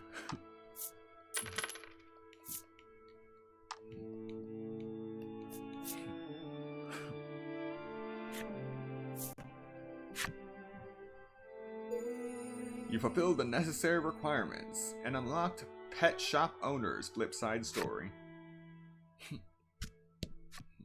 You head to the inn, and the innkeeper says, "Journey's road is long, but our steps upon it become lighter with companionship. Don't worry about paying tonight. Instead, go spend lots of money at the other shops. she concludes with a wink. Sounds like a racket.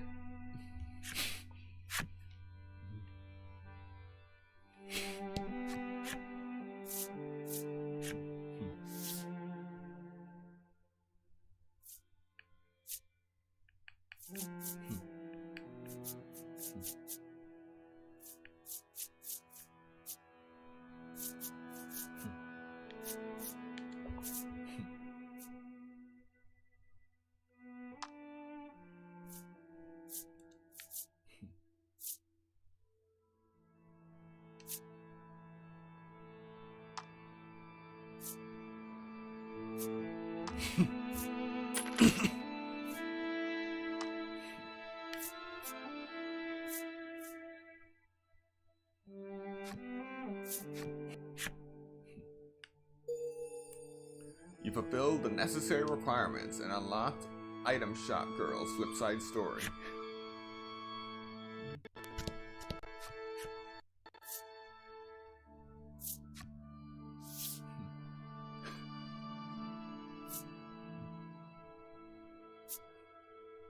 Alright, we can finally get some new weapons now. The Mercenary's Blade. The Mercenary's Blades. The Mistral Blade.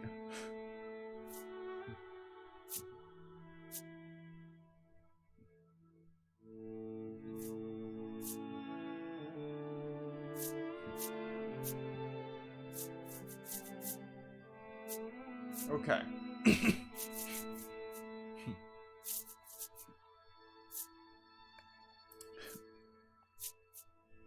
I'll hold off on armor for now.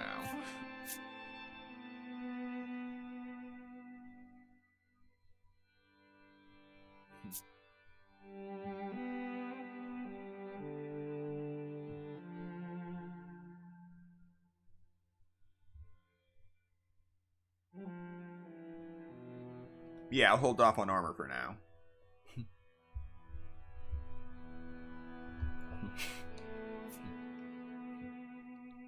Oh. So I'll just focus on weapons.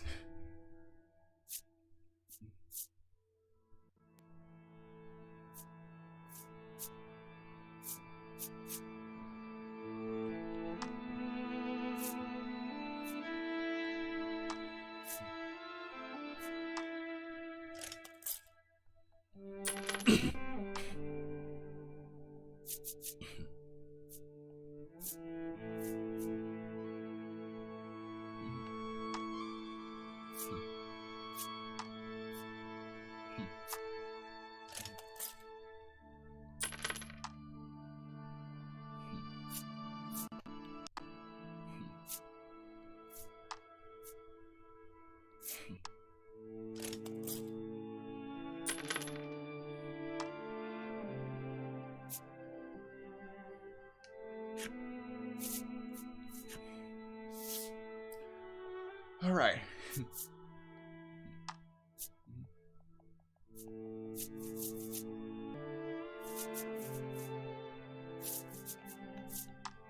All right. I actually have a chunky gold nugget to sell.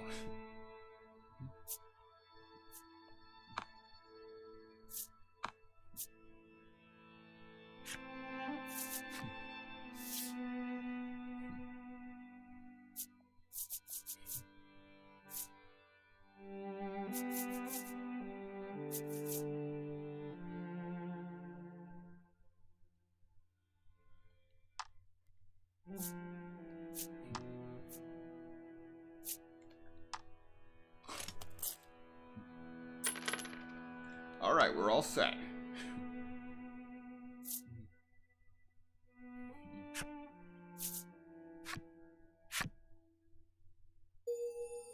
You fulfilled the necessary requirements and unlocked Blacksmith's Flipside Story.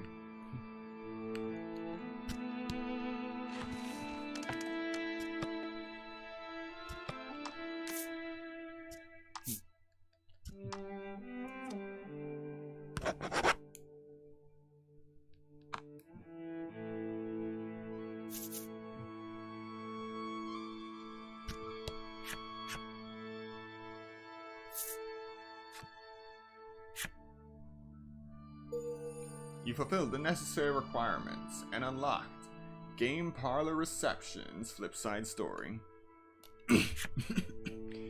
No game of cards this time. An event? The merchant glances over at you with a troubled look on his face. You ask him if something is the matter. For reasons I can't explain, I need a wolf. Could you catch one for me? He pleads. He then procures a picture and shows it to you. It looks like this. I'd like one with a beautiful shiny coat, he elaborates. It should be 2 stars at the very least. Stars, you ask? To which he explains that each monster has a star-based ranking. The stronger the monster, the more stars it has. Of course, I shall see that you are handsomely rewarded for your effort, he tells you.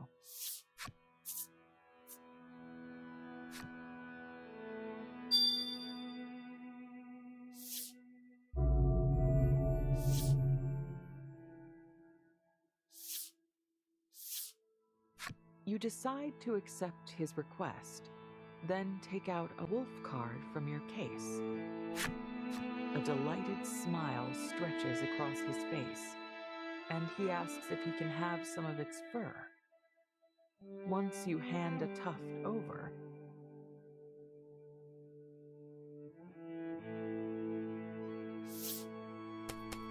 he quickly entwines it with his own hair.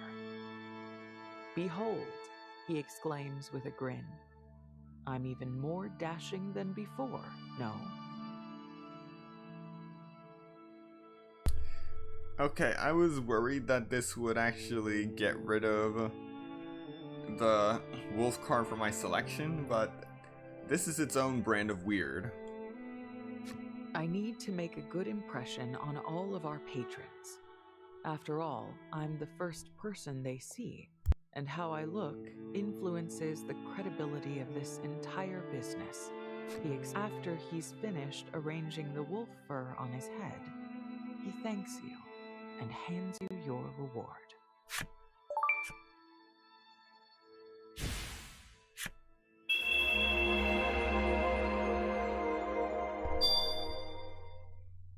Apprentice Monster Tamer Certificate. You also received an Apprentice Monster Tamer Certificate. The merchant, recognizing your monster-catching prowess, wants you to bring him an orc child next. Just like the wolf, he asks for one that's 2 stars or above.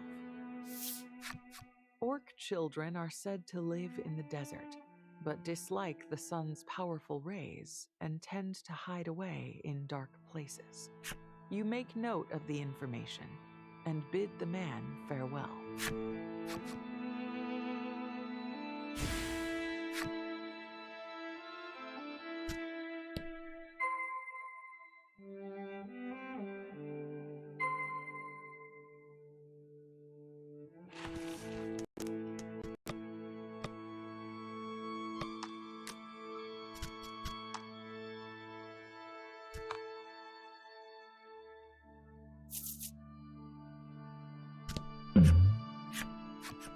Have you captured an orc child? The merchant asks. Remember, it must be 2 stars or above.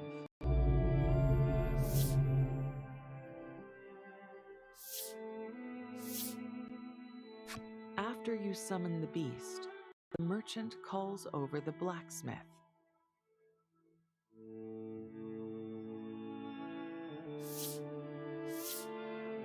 The smithy looks at the orc child's weapon from every angle, all the while muttering, I see, I see. Apparently, he's been developing a hammer that even children could use in self-defense, and wanted to use the orc child's weapon as reference.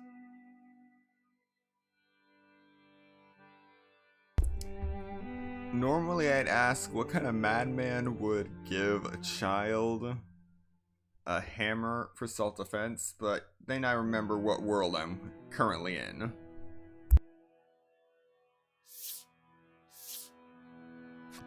Allow me to thank you on behalf of the smithy, the merchant says. I oversee the entire roving market, and as such, it is my duty to reward you.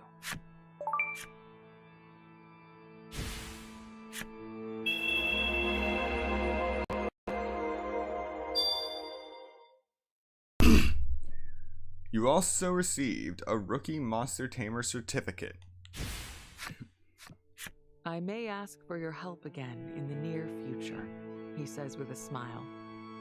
Until then. In other words, not now. Just don't question it.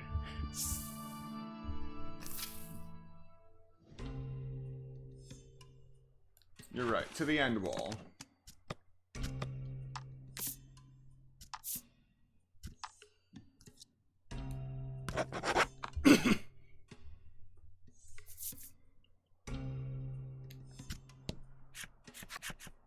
The guru mentioned there would be a cave leading to the end wall in this area.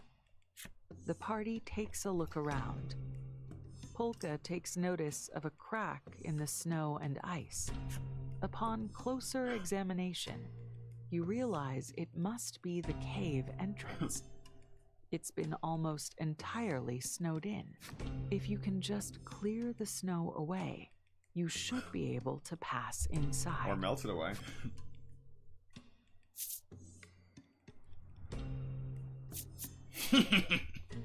The flame primal appears before you and melts the snow blocking the entrance in an instant.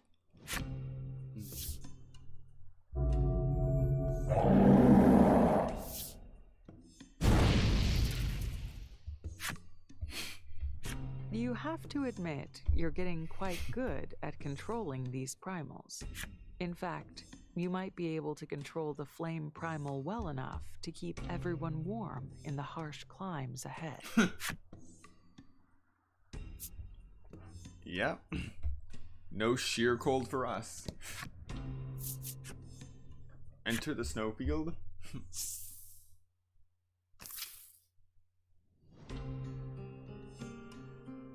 In the distance, you see a massive cliff looming over the vast expanse of thick snow before you. The end wall. That must be the end wall, the ghoul says gravely. Warmed by the flame primal, the party sets off in the direction of the massive sheet of ice.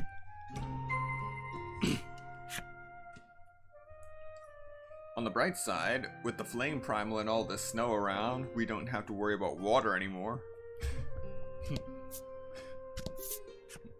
The sand skiff slows to a crawl. Crap, I forgot about that.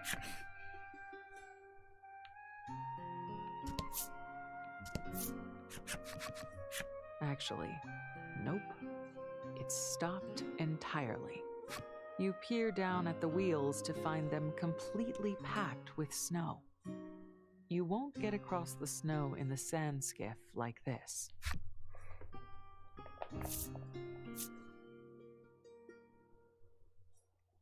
So, melt the snow, all of it? So long, sand skiff? Better make it snow-worthy. What is the selection?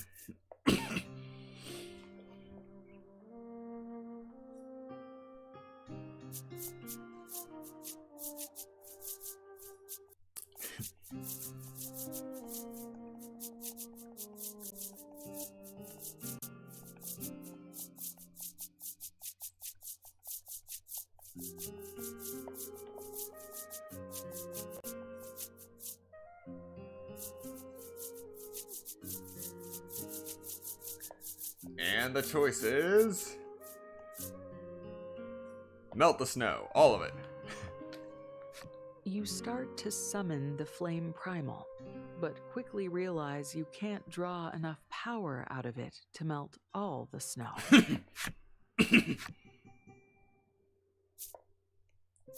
Fine, let's make it snow-worthy. Before you can even get the words out, Polka is muttering to himself and drawing up blueprints. His Sand Skiff Mark II plans, he announces, will require planks, or something plank-like. 2 long, thin planks of metal, to be precise, he says, giving you an idea. You might be able to use a certain monster for this. The Steel Primal. Not sure why these two are here.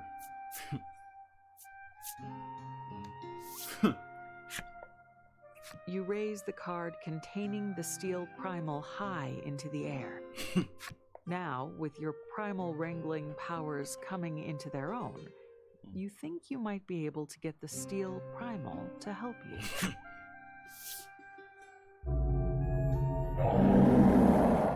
You summon it, and manage to make it craft 2 long, skinny metal plates.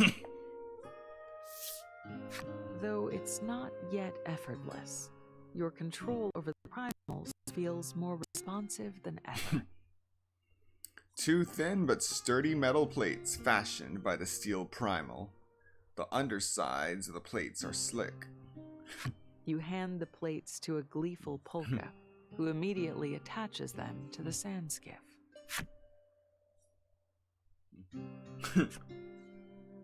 Several hours later.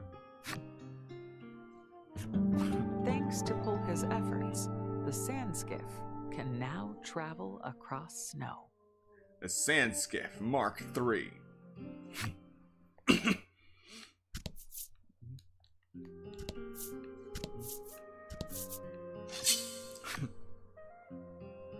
Now, what new enemies will we be fighting now? To battle. Oh yeah, sure, that's not creepy at all. No, that's normal. You know, just another day in this world.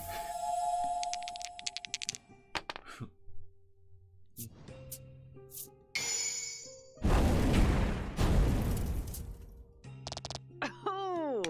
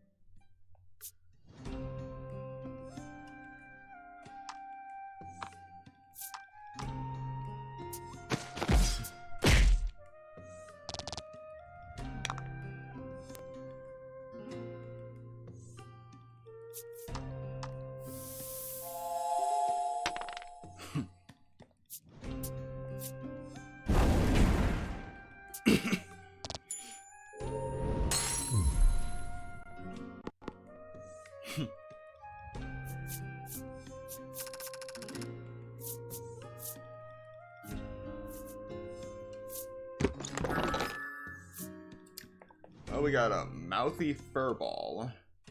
First rate healing. Restore 16 HP to the target. A 2-star would have restored 18.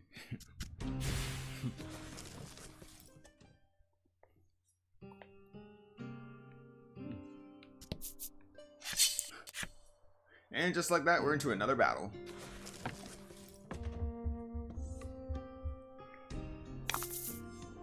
Battle time. What is that? A snowy treant. Kill it with fire.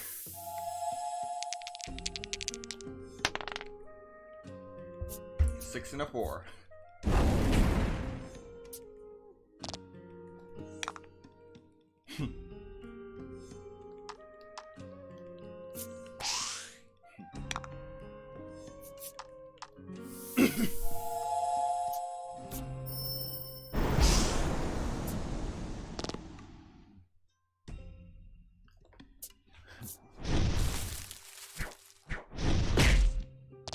Ow.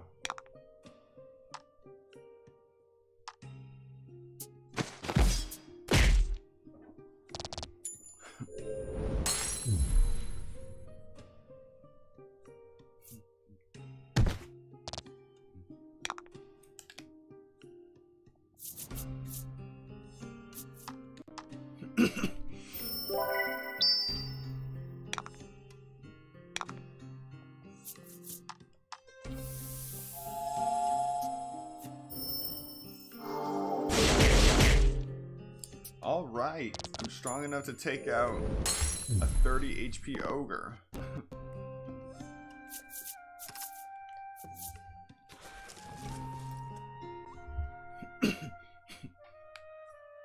Right before going any further, let's see.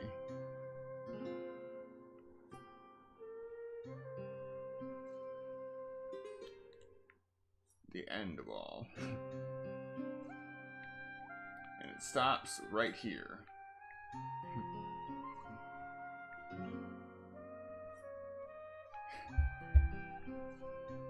Okay.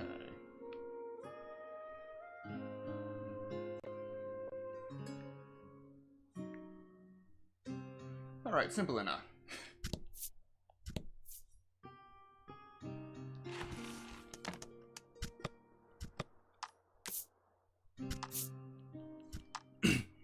Not everyone is friendly.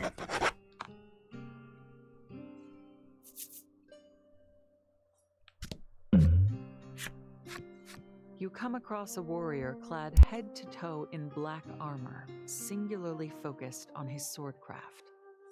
He seems quite skilled. Wait a minute. I think I know this guy. You spot a sign near him which reads, "Challengers welcome. Must be strong." Oh crap, it is him. The warrior turns to face you. You, young lady, are not yet ready. Yep, it's him. You're not sure why he's laughing. You pay him no mind and continue on your way. So, once we're stronger and make it to the end of the game probably, we'll come back. Ooh, Ice Veil.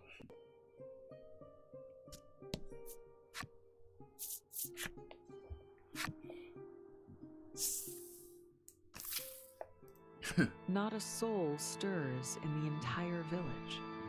Perhaps it is long since abandoned. This portion of the village appears to be a graveyard.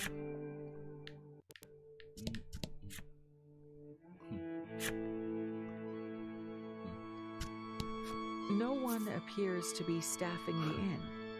You promise to the absent innkeeper you'll pay later, and scurry inside out of the cold.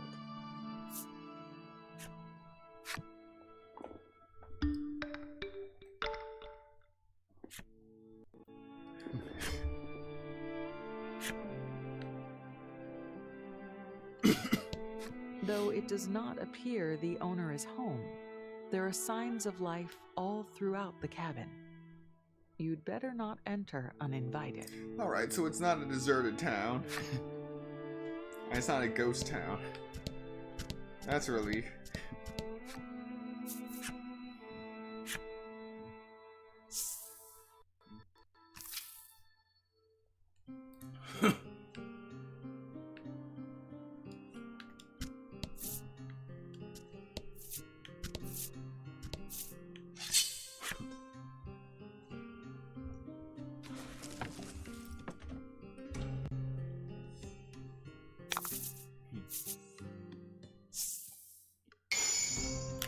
Multiply XP earned from victory by 2.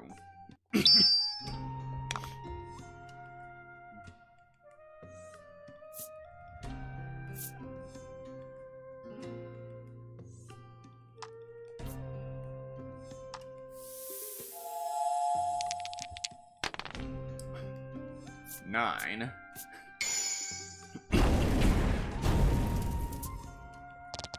Sometimes you get lucky.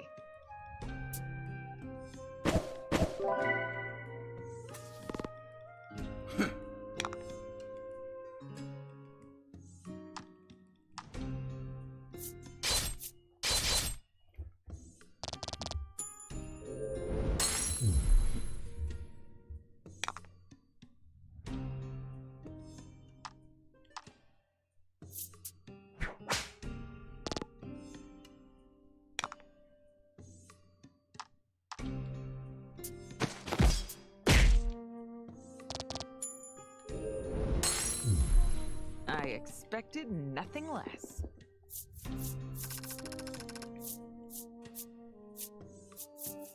Alright, come on, middle.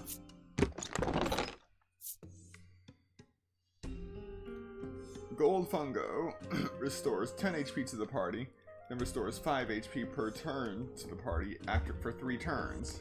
Well, at least we got the Bill of Godly Fortune.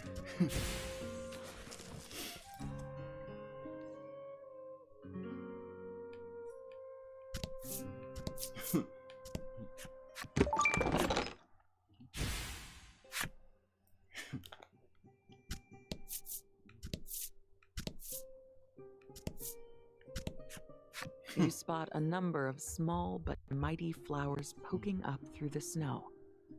The mere sight of them fills you all with hope. Flowers, foliage. This crazy wasteland. I didn't think I'd actually see a plant. Polka looks through the telescope and yelps in surprise. You snatch it from him and have a look yourself.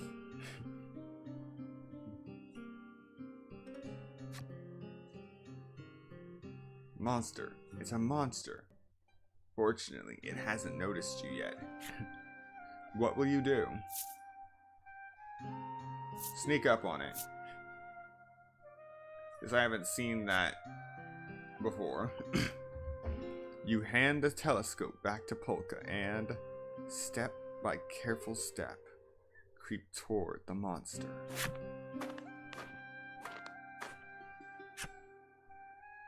So far, so good. You quietly ready your weapon and spring at the monster for an attack from behind. Alas, the monster sensed your presence and whips around, ready to fight.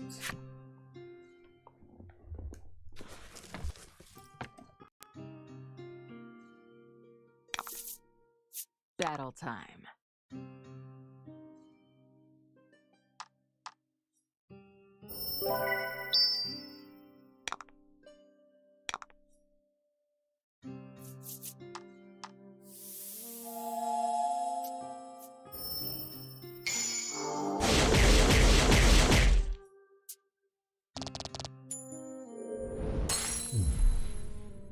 Well, that didn't last long.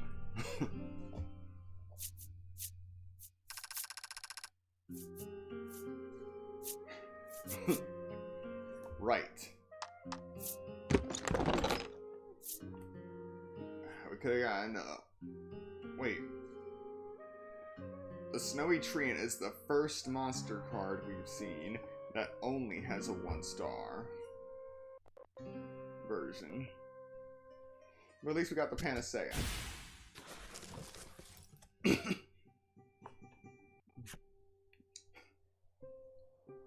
Your surprise attack failed, but you also got rid of the world of another monster.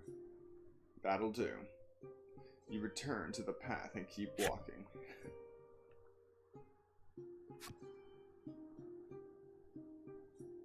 Looks like you're over your item limit. You'll need to use or discard one.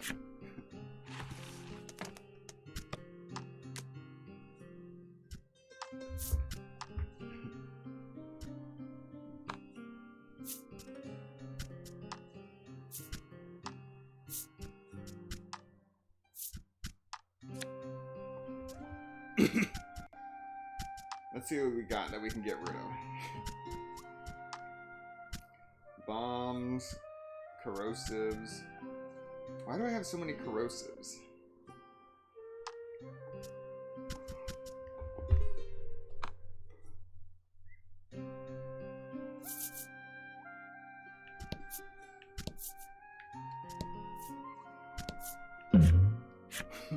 You're quite surprised to see an open-air stall set up here.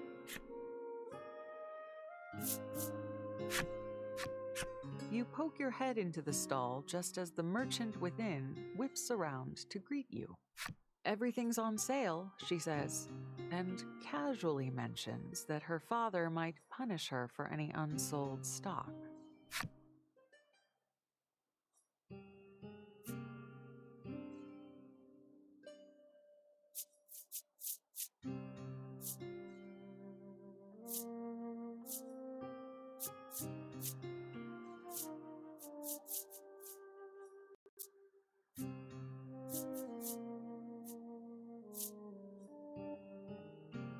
The merchant says she'll return to face her father, bids you farewell, and begins breaking down her stall. No more shopping for you, it seems. Well, she didn't have anything I needed.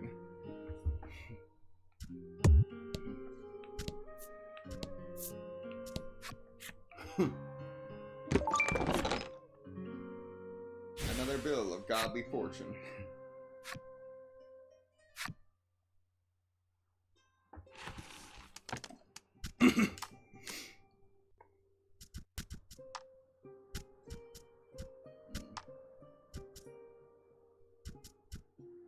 Well, I don't use them anyway, so I can just get rid of bombs.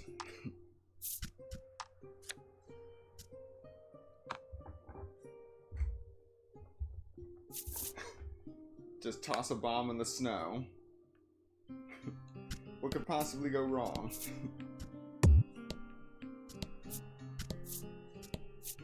Ooh, I can feel the chill from here.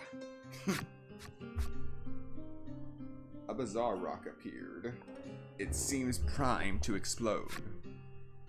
Roll the dice to see what it becomes after it explodes. Come on, big numbers, big numbers.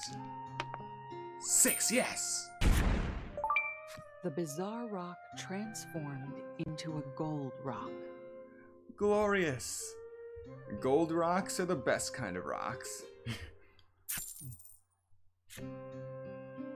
2,000 gold.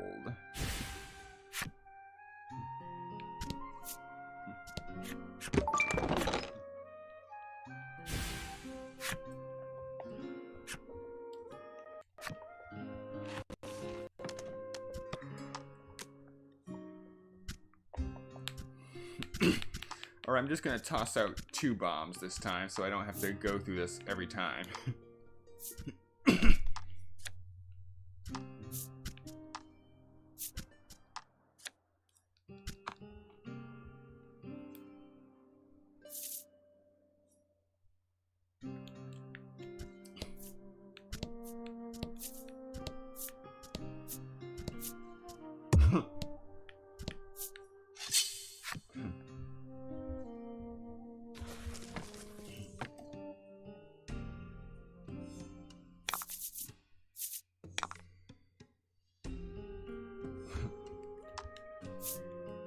An ice tortoise.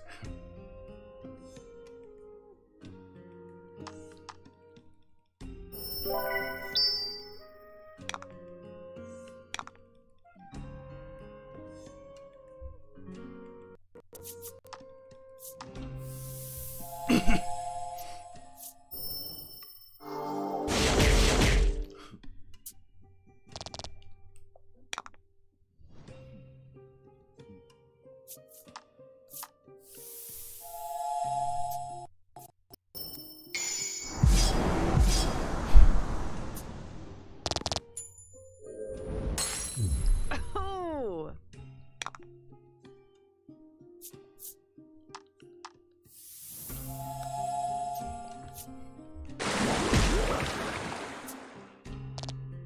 Of course, it's water resistant.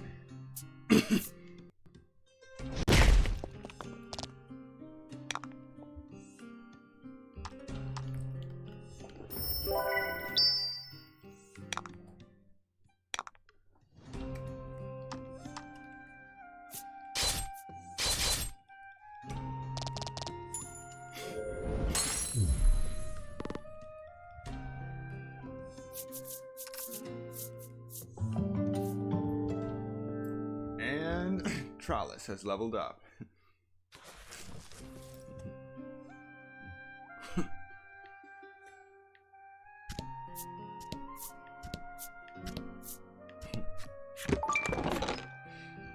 The Supreme and Spear Elixir. Revive the target and completely restore their HP.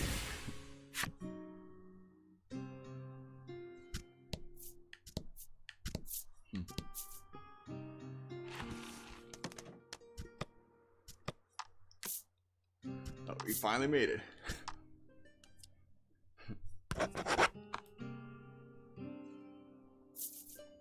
The end wall.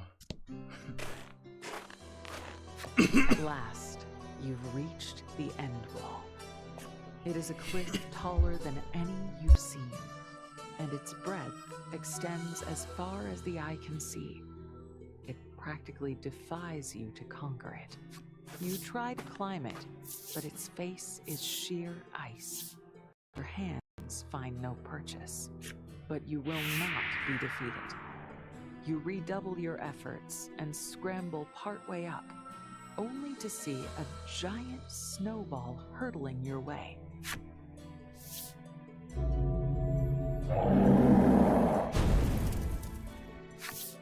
In a show of quick thinking, you summon the flame primal and melt it before it crashes into you. Alas, that movement throws you off balance, and you plummet into the snow at the base of the end wall.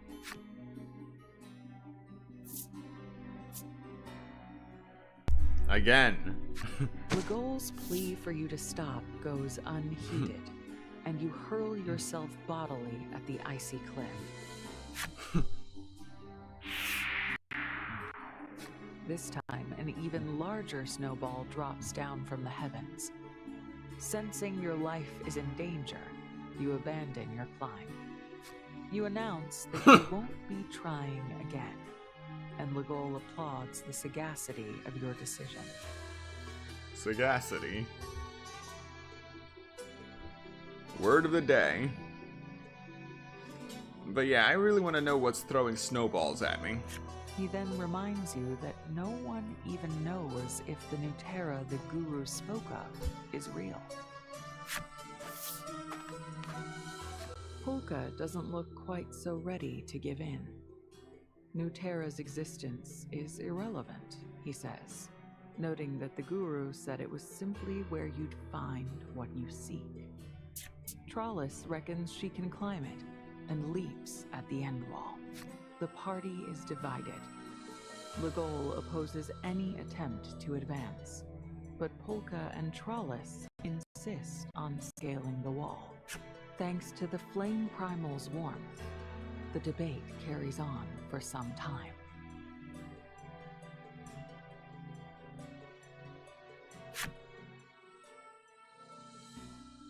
Suddenly, your vision blurs. You've drawn upon the flame primal's power for too long, and your body has reached its limit. The flame you called forth blinks out of existence, and a piercing chill sets in once more. Between your exhaustion and the cold, you feel yourself growing faint.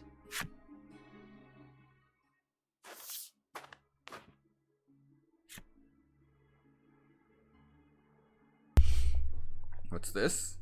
We haven't had any visitors here for quite some time. These words, and the shape of an old woman emerging from the snow, are the last things you register before you lose consciousness.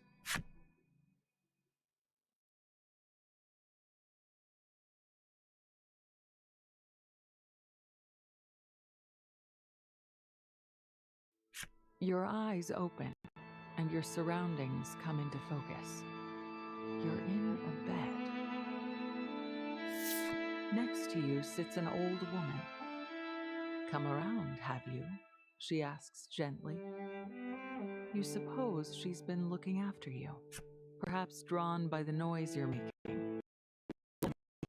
Burst into the room. They all fawn over you in turn. "Care for something to eat?" the old woman asks, her voice as soothing as any curative. You accept her kind offer immediately, offering your thanks loudly and profusely.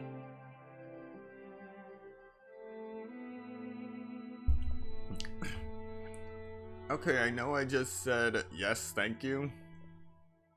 But I just broke the primary rule of this game. Even in a blizzard, trust no one. "A model youth, if ever there was one," the woman says, nodding enthusiastically as she sets to cooking. The food is simple and warm. It heals your body and mind with every bite. Polka broaches a bit of conversation while you eat.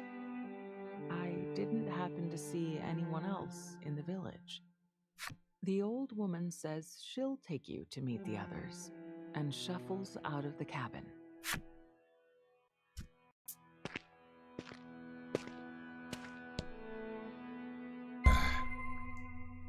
I knew this is where it was going.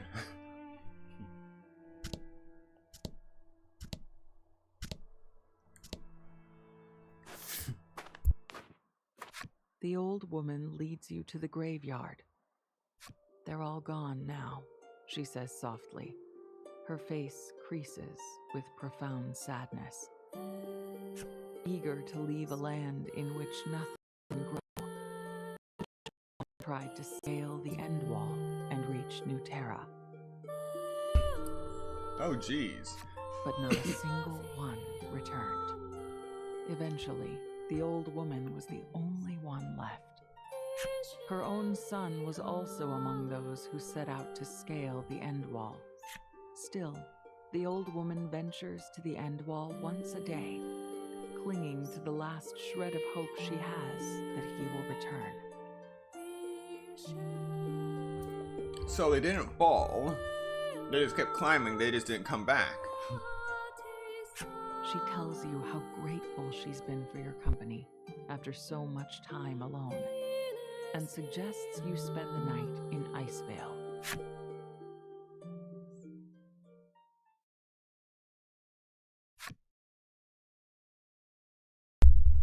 The next day.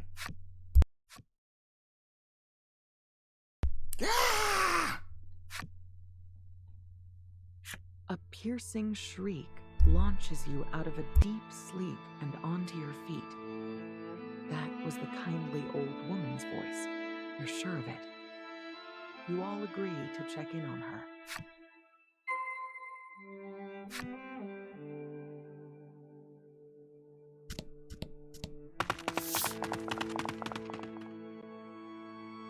The party hurriedly piles into her humble abode to find the old woman doubled over, clutching her back and unable to move.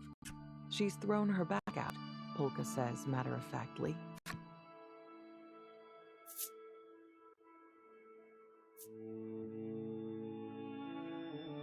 There's a first time for everything, I suppose, he says. I'll have to perform surgery. Wish me luck. Absolutely not, the old woman protests. Surgery in this world will not end well.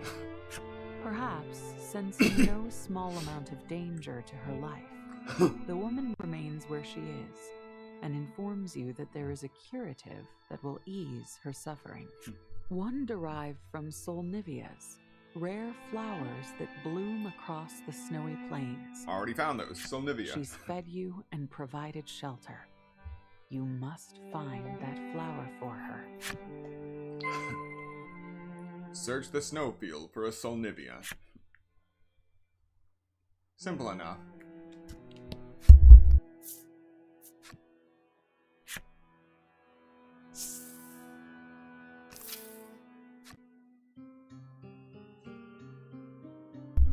Hail, you there!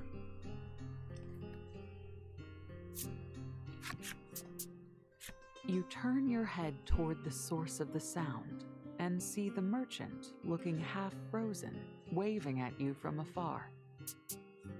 You wave back, agog at the sight. What's a merchant like him doing in a place like this?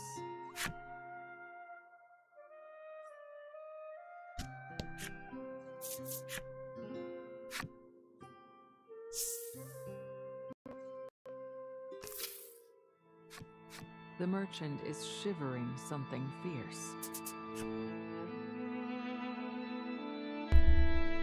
I thought for sure I'd find something rare and unusual if I followed you all.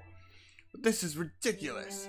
There's not a customer in sight. Please, you lot are my only hope, he pleads, and lays out his wares.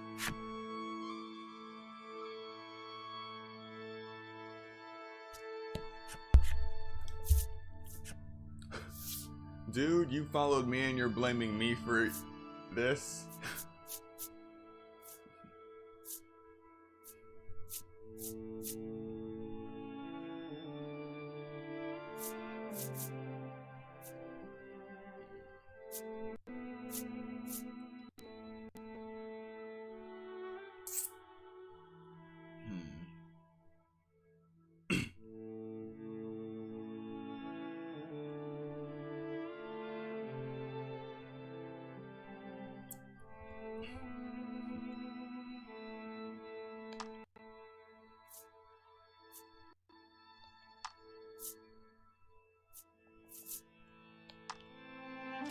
All right.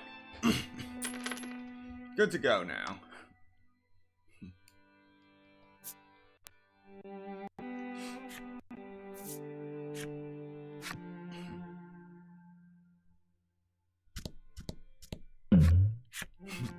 Ah, perfect timing, the merchant says. I was hoping you'd catch me a venom slime. 2 stars or above, as usual. He then procures a picture and shows it to you. I don't have a venom slime. It looks like this. Apparently, its Well, a 2-star venom slime. purple body has earned it the name Jewel of the Wasteland. You make note of the information and bid the man farewell.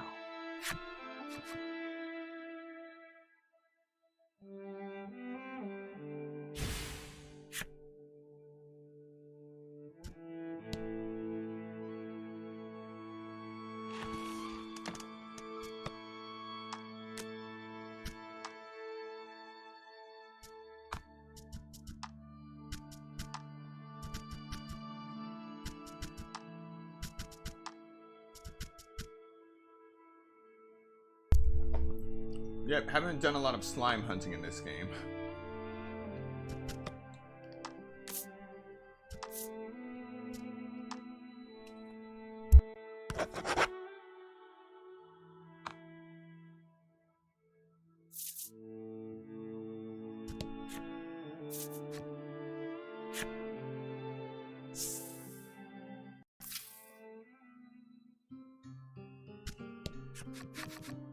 You spot a small flower poking its head above the snow. Surely that must be a Solnivia. There are several jutting up from the snow, but you pluck just one and resolve to return to the old woman.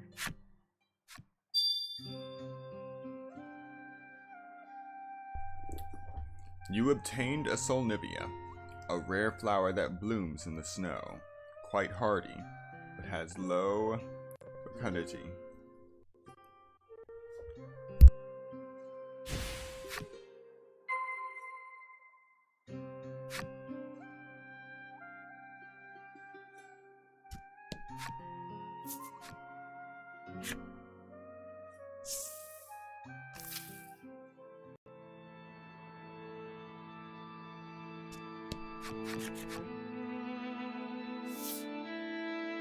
You burst through the door, Solnivia in hand.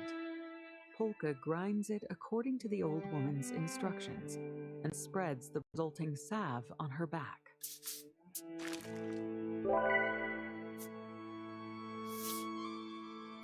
Ah, that feels better already, she coos. Indeed, she seems to be instantly healed. Thank you ever so much. You must be chilled to the bone, she chirps as she begins preparing you a meal.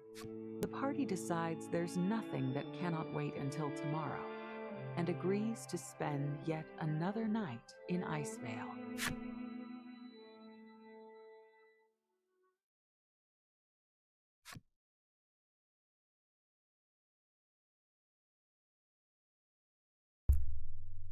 The next day. Upon waking, your party begins discussing how to proceed.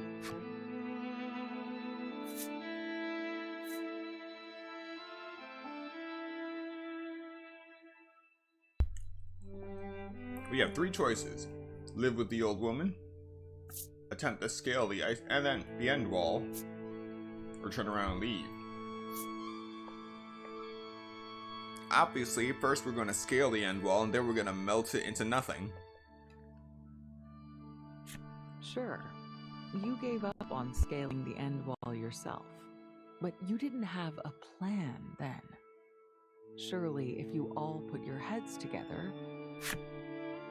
Polka and Trollis, who were already eager to find New Terra, seize on this idea.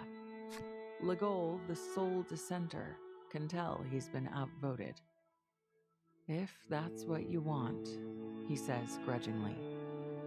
And so the party resolves to take another crack at climbing the end wall, but not before checking in on the old woman one last time.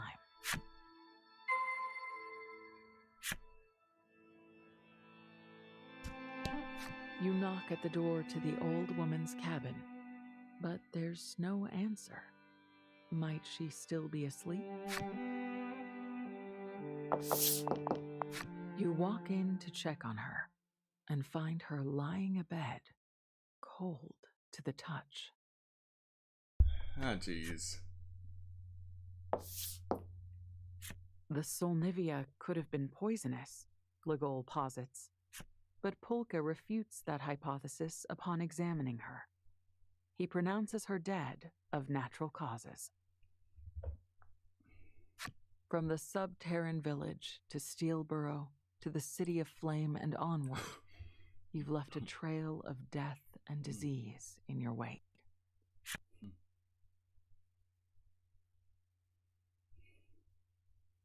I must be pestilence incarnate. If there is a god of pestilence among us, it's me, Legol says, coming to your defense. Polka counters that were you a god of pestilence, the continued good health of the entire party would be inexplicable and, frankly, illogical. Trollis gently strokes your back and suggests you all give the old woman a proper burial.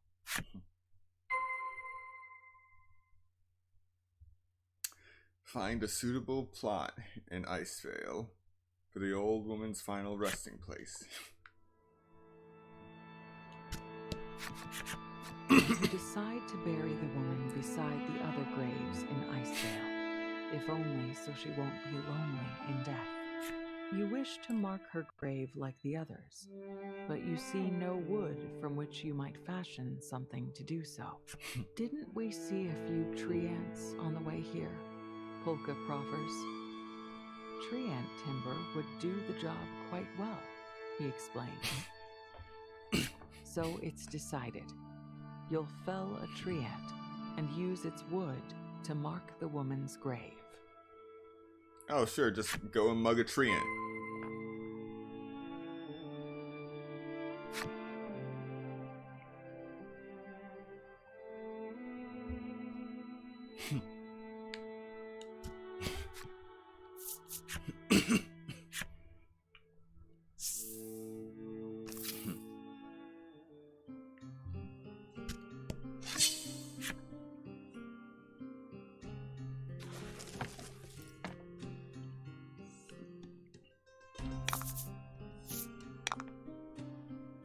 Oh yes, this is definitely staged.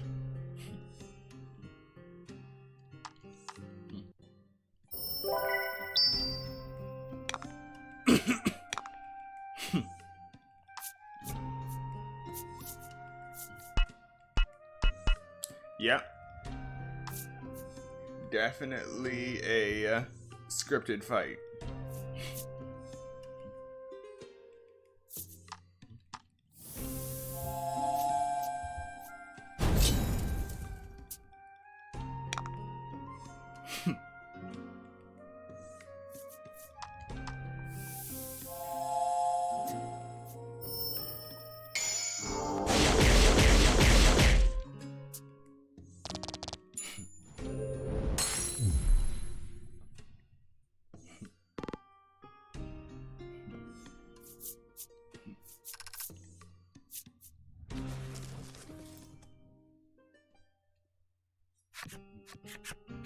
Legol efficiently breaks down the tree ant. Out of nowhere, Polka starts. I've just had a brilliant idea, he yelps. Polka wishes for you to collect more treant timber. Are we building a whole house? Legol grouses, side-eyeing Polka. The target of his ire, however, is already off searching for treants. Oh, I get it. Polka's onto something.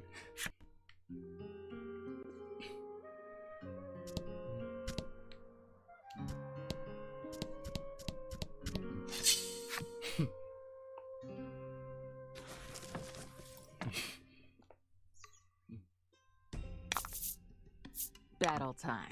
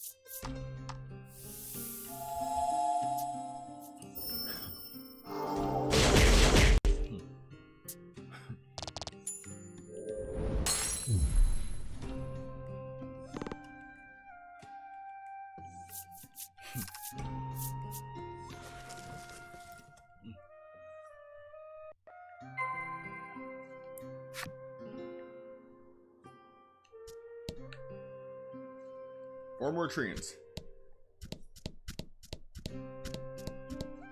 We're just gonna go up and down this strip, waiting for the next random encounter.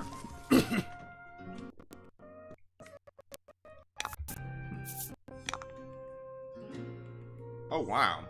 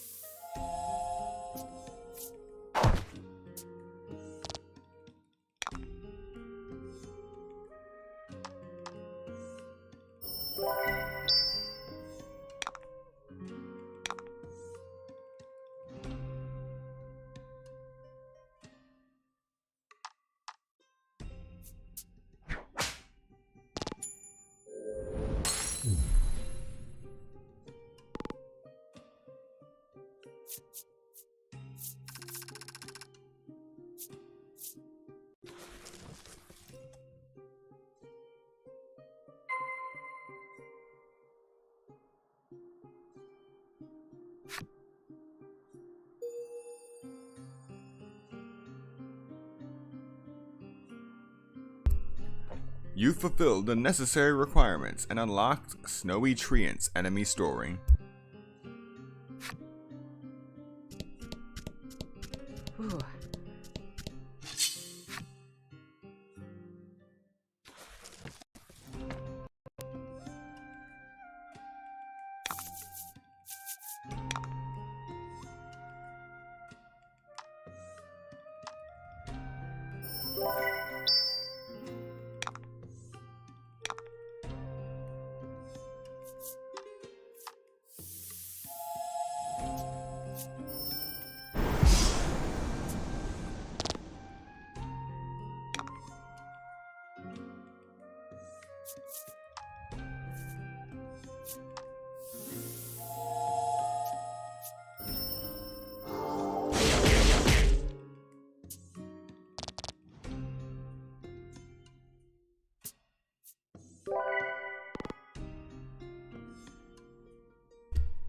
You are making my life difficult.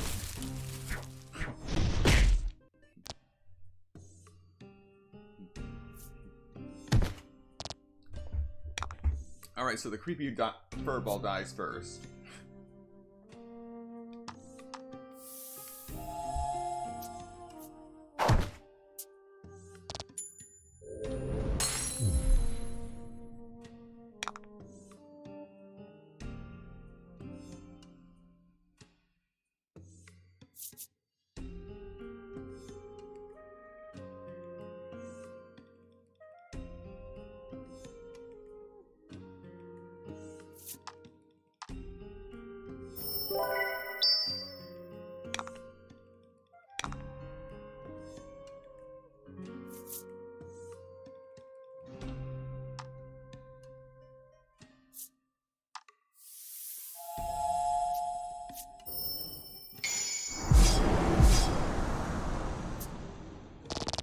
Oh!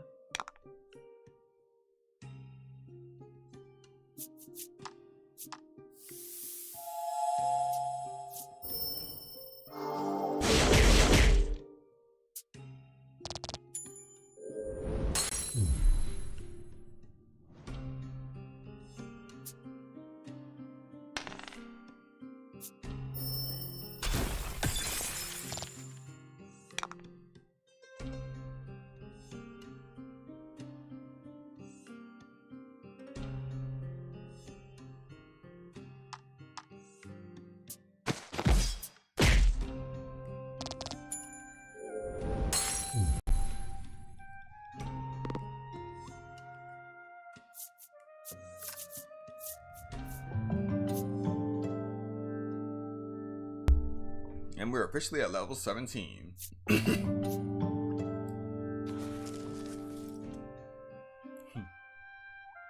This ought to be enough wood for our purposes, Polka announces with a satisfied nod. Trollis suggests you stop by the old woman's grave and place a flower on it. Pick a Solnivia and head back to Icevale.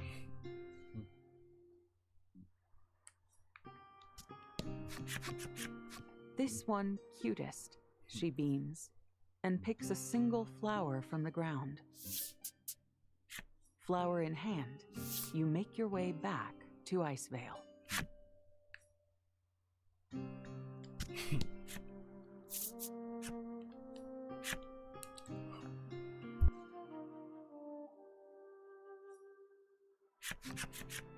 You fashion the wood into a fine marker for her final resting place and place the flower atop it. You clasp your hands to pray, but no, something's missing. Polka. Where did Polka go? When did he leave? You're certain he was with you right up until you returned to the village. You have to find him. Find Polka. You fulfilled the necessary requirements and unlocked Old Woman's flip side story.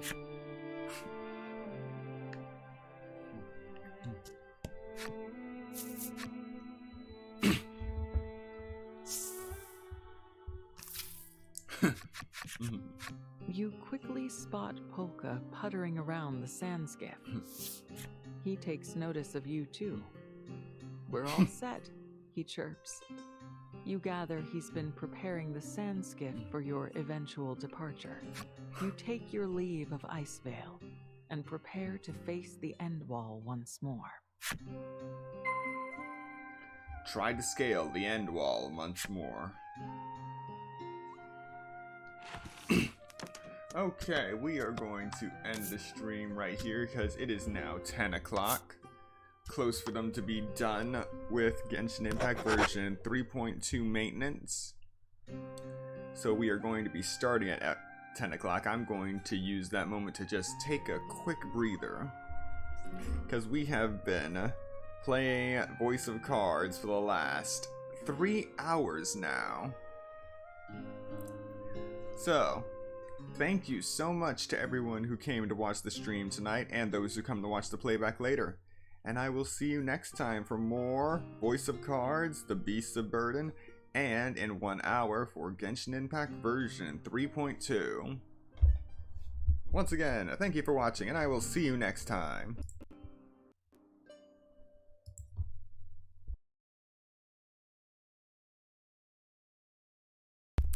And yes, I do notice that the timer is skewed to the left.